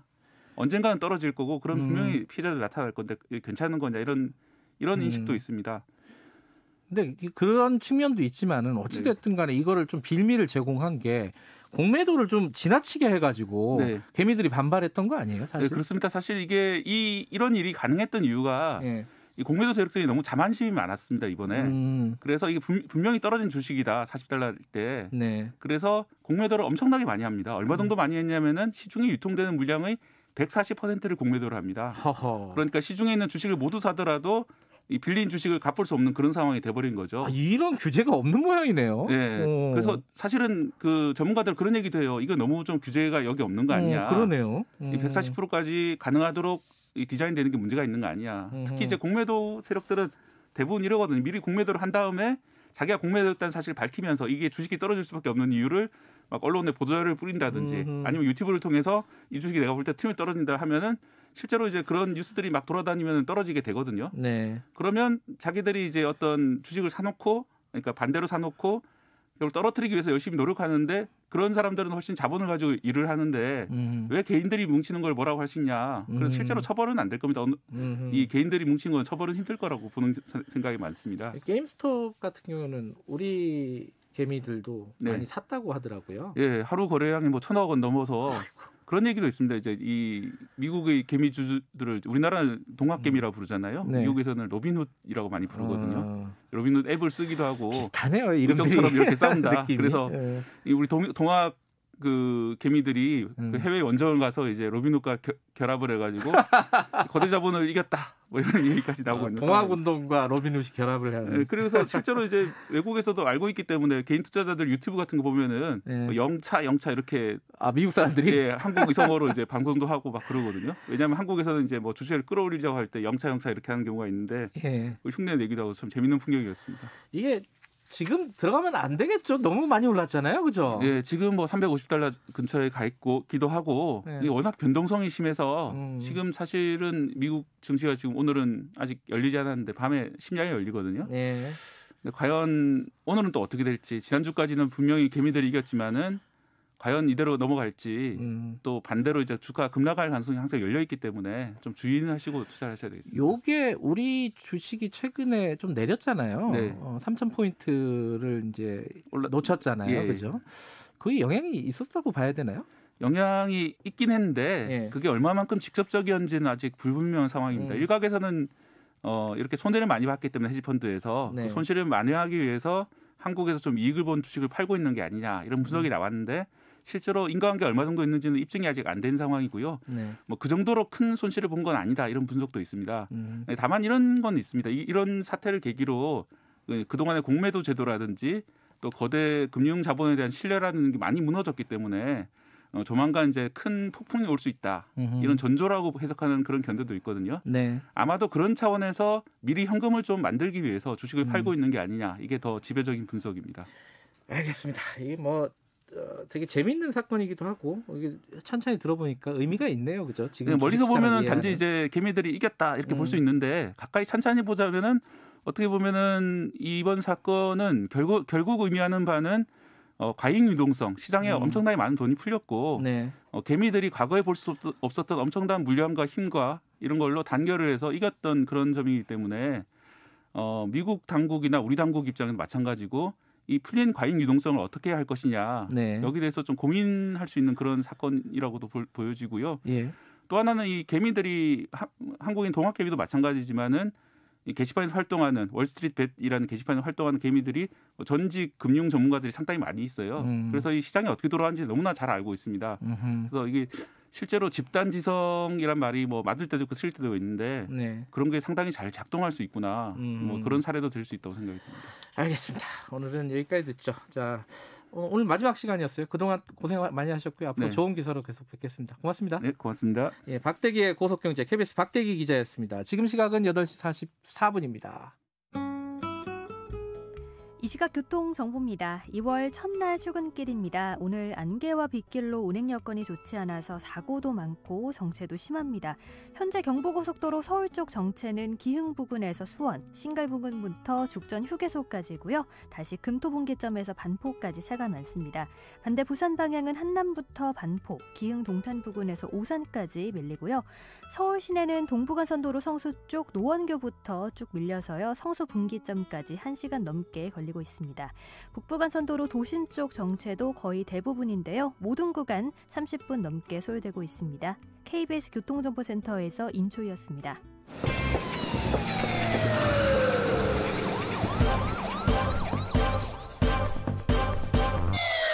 김경래 최강시사. 네, 김경래 최강시사 듣고 계십니다. 김봉현 씨 검사 술접대 의혹, 이게 이제 검찰이 수사를 해서 일부 기소를 했는데 이게 좀 봐주기 수사 아니었느냐. 그때 기억나시죠? 뭐 99만 원어치 먹었다. 뭐 일찍 가가지고 그래가지고 뭐 김영란법 위반이 아니다. 뭐 이런 얘기도 있었고. 근데 이 사건들을 조금 더 깊이 있게 취재를 해보면은 더 기이한 일들이 있었다고 합니다. 어떤 일들이 있었는지 뉴스타파 조원일 기자와 함께 이야기 나눠보도록 하겠습니다. 조 기자 안녕하세요. 예, 안녕하세요. 일단은 이 수사 결과부터 간단하게 설명을 해주시죠. 예, 일단은 검찰이 이제 김봉현 씨의 폭로로 인해 가지고 마무리 지은 건은 2건 정도로 현재는 볼 수 있겠는데요. 네. 그 외에 무혐의 처리한 알려진 게 있긴 합니다만 일단은 이제 현재 검사 3명에 대해서 술접대자는 실제로 있었다. 그런데 아까 말씀하신 것처럼 한 명은 이제 김영란법 위반이 되는데 100만 원 넘어서 그렇습니다. 2명은 되지 않는다. 그리고 또 하나는 이제 그 김봉현 씨가 이종필 씨라는 라임의 관계자를 통해서 이제 로비를 했다는 윤곽근 전 고검장이 이제 현재 구속이 된 상태고요. 그때 당시에 술자리에 있었던 사람이 이주영 변호사잖아요. 네, 그렇습니다. 검사하고 김봉현 씨하고 연결했던 그 고리가 이제 이주영 변호사죠. 예, 예. 이주영 변호사는 전관이고요. 그렇습니다. 그렇죠? 자, 그런데 이 검사들에 대한 수사가 시작이 되니까 굉장히 좀 이게 저는 기사를 읽으면서 좀 웃기더라고요. 좀 어떤 일들이 벌어졌는지 검사들 사이에서 이것 좀 설명을 좀 해주세요. 예, 일단은 뭐 가장 크게 이제 증거인멸 정황이 여러 군데서 드러나고 있다는 게 가장 이제 문제라고 볼 수가 있겠고요.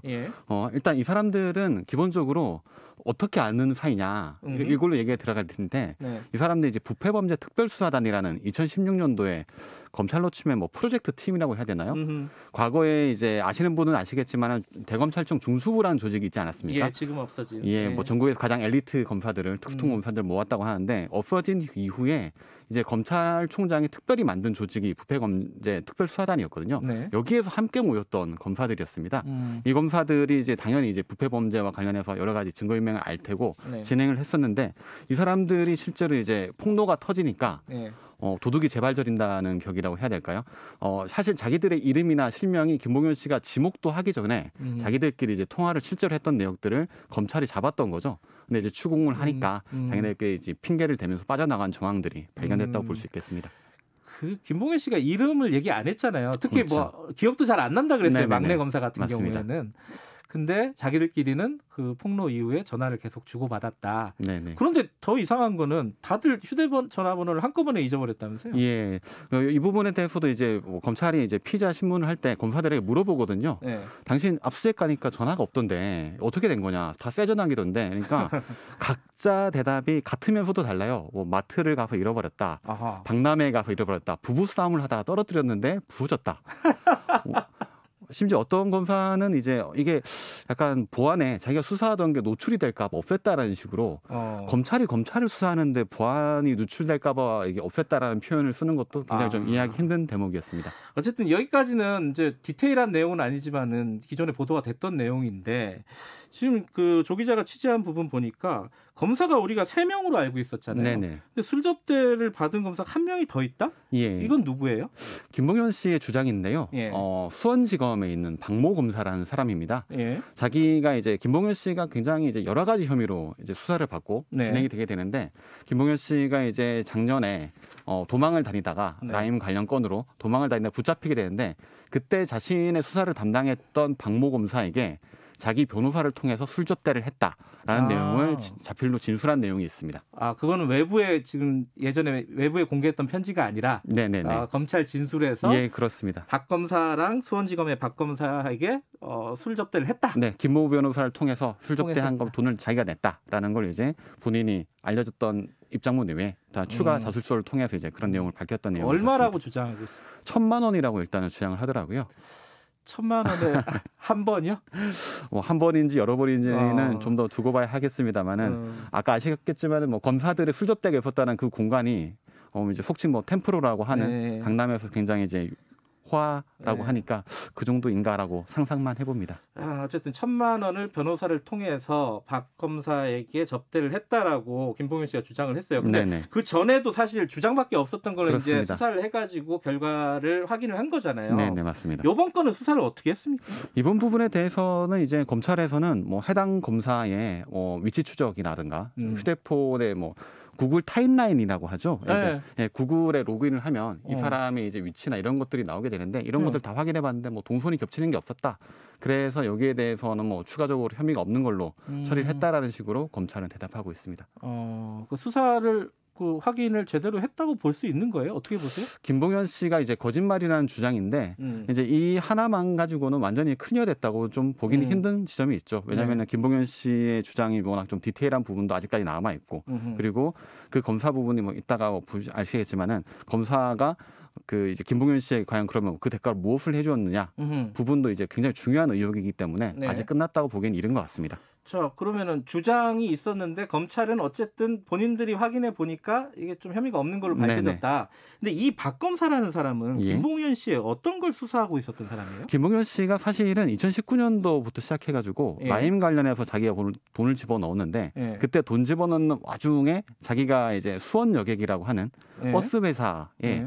이 돈을 횡령했다는 혐의를 받게 됩니다. 예. 라인을 돈을 뭐 투자를 받았는데 그 돈을 다시 뒤로 돌리고 어떻게 이런 복잡한 과정이 있었는데 네. 이 체포를 이제 그리고 2020년 4월달 말에 체포를 당하거든요. 예. 경찰이 수사를 했는데 그 수사를 이제 인계받은 송치받은 검사가 여기서 주장하는 접대 대상 검사 박모 검사라고 볼 수 있겠습니다. 직접적인 수사 검사였군요. 예, 그렇습니다. 그냥 뭐 아는 검사가 아니라 네네네. 자기 사건을 수사하고 있는 검사에게 술접대를 했다라고 그렇죠. 주장을 하는 거군요. 맞습니다. 아까 두 가지 얘기를 하셨잖아요. 디테일한 내용이 좀 더 있다라는 네네. 게 있고 하나는 무엇을 해줬는가 그러면 예. 검사는 네네. 먼저 그 디테일한 내용은 어떤 게 있어요? 소개를 해줄 수 있는 우선은 건? 뭐 말씀드릴 수 있는 부분까지는 뭐 충분히 가능할 것 같은데요. 우선은 이제 이때 박모 검사가 뭐 가장 이제 크게 의혹이 제기된 부분들은 아까 얘기하셨던 이주영 변호사가 이때도 김봉현 씨를 찾아옵니다. 근데 사실은 이때 이주영 변호사는 김봉현 씨 사건을 사임계를 낸 상태였거든요. 그 수원여객 사건에 대해서 나는 이제 더 이상 못하겠다. 네. 내가 이 사건을 계속하면 후배 검사들이 나를 뭘로 보겠냐. 이런 식으로 김봉현 씨에게 더 이상 변호를 하지 않겠다 사임계를 냈는데 다시 찾아옵니다. 검찰한테는 그렇게 말을 한 거죠. 김봉현 씨 사건을 내가 맡으려고 왔다. 그러니까 그 접견을 하게 해달라라고 해줬고 그 접견을 허가해 준 게 박 검사인 거죠. 쉽게 말해서 이미 그만둔 변호사하고 그만둔다는 의견을 낸 검사를 다시 변호를 이제 선임을 하겠다는 이유만으로 접견을 시켜줬는데 문제는 거기에 기록이 아무것도 안 남아 있다는 겁니다. 그래요? 예. 당시에 검찰청에서 접견이 된 그렇습니다. 예. 이주영 변호사가 당시에 수원지검을 찾아갔는데 원래 보통 출입처에 들어가면 뭐 출입증을 발급받고 당연하죠. 어디로 가십니까? 어디 가시면 할 텐데 그때 당시 이주영 변호사는 이 박 검사실이 아니라 김봉현 씨가 있는 곳이 아니라 다른 부서에 가겠다고 출입증 신청을 한 다음에 그다음에 이제 박 검사실을 만나고 김봉현 씨를 만난 게 되는 거죠. 그러면 그게 원래는 사임계를 낸 변호사와 이 사건 당사자 이제 피고잖아요. 이 피의자와 만나게 해주면 안 되는 거예요? 뭐 완전히 딱 그 칼로 이제 무자르듯이 딱 그렇게 끊어지진 않습니다. 검찰 주장에 따르면은 이 사람이 구속된 사람이기 때문에 변호사 구하기 힘들지 않겠느냐. 그렇기 때문에 변호를 하겠다라고 하는 사람들은 우리가 보통 선임을 시켜주는 편이다. 얘기를 하는데 아까도 말씀드렸다시피 여기서 주목해야 될 지점은 이주영 변호사는 이미 사임계를 낸 사람이었고 두 번째로는 이 자리에 가서 김봉현 씨의 주장대로라면은 검찰에서 얘기했는데 강기정 청와대 수석을 잡아주면 너를 보석으로 빼내주겠다라고 검찰이 메시지를 전했다는 거죠. 김봉현 씨의 주장에 따르면 그렇습니다. 김봉현 씨 주장이 사실일 경우에는 사실 이것은 사건에 대한 변호가 아니라 실질적인 형량 거래를 변호사가 주관한 게 된 것이고 검찰의 의혹도 더욱더 커질 수밖에 없는 지점이기 때문에 가볍게 볼 부분이 아닌 것 같습니다. 다른 검사실에 이건 좀 디테일한 내용이지만 그 출입증을 받아가지고 들어가서 다른 검사실 갔다는 거잖아요. 그렇습니다. 이건 약간 들어가서 자기 마음대로 돌아다녔다라는 약간 방증 같은 거네요. 그렇죠. 정관 변호사들이 어떻게 활동을 하는지 단면을 좀 보여주는 장면인 것 같고 또 하나가 남은 게 검찰 수사관들에게 돈을 줬다라는 로비를 위해서 그런 의혹이 있었어요. 이거는 수사 결과 안 나왔죠. 이 부분은 아직까지 검찰이 수사 중인 부분이죠. 그래요? 김봉현 씨가 사실 쌍방향 로비를 했다고 보는 게 맞을 텐데요. 정관 변호사인 이주영 변호사를 통해서 뭐 검사 술접대도 하고 이런 한 방향이 있을 것이고 또 하나는 실질적인 디테일한 수사 상황이 돌아가는 것들을 파악하기 위해서 수사관들에게 총 2억 8천만 원을 이제 나눠줬다라는 게 김봉현 씨 주장입니다. 이게 수사를 이렇게 오래 걸린 이유가 뭐예요? 검찰에서는 이 부분에 대해서 딱히 명확한 해명을 내놓고 있지 않은데요. 얼마 전에 이제 뭐 KBS에서 보도가 났다시피 여기에 핵심적인 역할을 한 전직 수사관 또한 조모 씨, 조모 씨 수사관 또한 자기 휴대폰을 없앤 것으로 지금 보도가 나오고 있기 때문에 검찰 입장에서는 굉장히 핵심적인 의혹인데 수사를 좀 되게 미진하게 하고 있다 이런 평가를 받을 수밖에 없는 것 같습니다. 그러니까 이제 김봉현 씨는 이 수사관들에게 전 현직 수사관들에게 2억 8천만 원을 줬다. 로비로. 로비성 자금. 그래갖고 정보들을 들었다라는 거고. 그게 예전에 그 편지에 나왔던 1도 2부 300. 이게 이 얘기죠. 이런 어떤 도주 방법을 맞습니다. 디테일하게 김봉현 씨한테 컨설팅 해줬다는 거 아니에요? 그렇습니다. 맞습니다. 일단은 뭐 1도 2부 300이라는 거 저도 이제 일종만을 처음 봤는데 이건 일종의 조언 같은 거라고 보겠죠. 뭐 그냥 안 했다고 해라. 도망가라. 뭐 이런 얘기인데. 마지막에 백서라. 뭐 이런 거죠. 근데 김봉현 씨가 이제 그 기록에서 남긴 얘기는 훨씬 더 디테일한데요. 어떻게 이제 사실 도망가는 사람에게 제일 중요한 게 통신과 그리고 이동 수단 그리고 거처 이런 것들 아니겠습니까? 그렇죠. 그러면은 이제 어떻게 하면은 통신사 기지국이나 무선 와이파이 추적을 받지 않는지, 어떻게 택시를 타야지 추적당하지 않는지, 그리고 어떤 종류의 숙소에 묵어야지만 수사를 덜 받고 덜 잡힐 수 있는지에 대해서 디테일하게 가르침을 받았다는 게 김봉현 씨의 주장입니다. 그걸 가르쳐 준 사람들이 수사관들이고 거기에 그렇습니다. 현직도 있었다는 거죠. 맞습니다. 그렇죠? 그 현직들은 지금 그럼 어떻게 돼 있어요? 지금 저희가 파악하고 있는 것으로는 일부 이제 인사 조치가 한두 명이 있었다는 건 알고 있는데 그러나 여전히 현직 상황을 유지하고 있는 것으로 파악하고 있습니다. 지금 이 수사가 사실 결국은 검사하고 연결이 될 거 아니에요. 수사관들 뭐 단독으로 움직였을 수도 있겠지만은 이게 언제쯤 나올까요? 그게 궁금한 거 아니겠어요? 글쎄요. 저희도 검찰에 여러 차례 이제 질의도 드리고 움직이고 있는데 아직까지 검찰의 수사의 의지가 딱히 있어 보이진 않기 때문에 마냥 늘어질 수 있는 그런 우려도 있는 것 같습니다. 아마 제 생각에는 사람들이 다 검사에만 주목하잖아요. 사실은 이 부분이 더 중요한 얘기일 수도 있을 것 같습니다. 그렇죠? 이건 수사와 직접적인 관련이 있는 거기 때문에 계속해서 취재해서 사건 취재해 주시기 바라겠습니다. 여기까지 듣겠습니다. 고맙습니다. 네, 감사합니다. 뉴스타파 조원일 기자였고요. 김경래 최강시사 듣고 계시고요. 끝났군요. 내일 아침 7시 20분에 다시 돌아오겠습니다.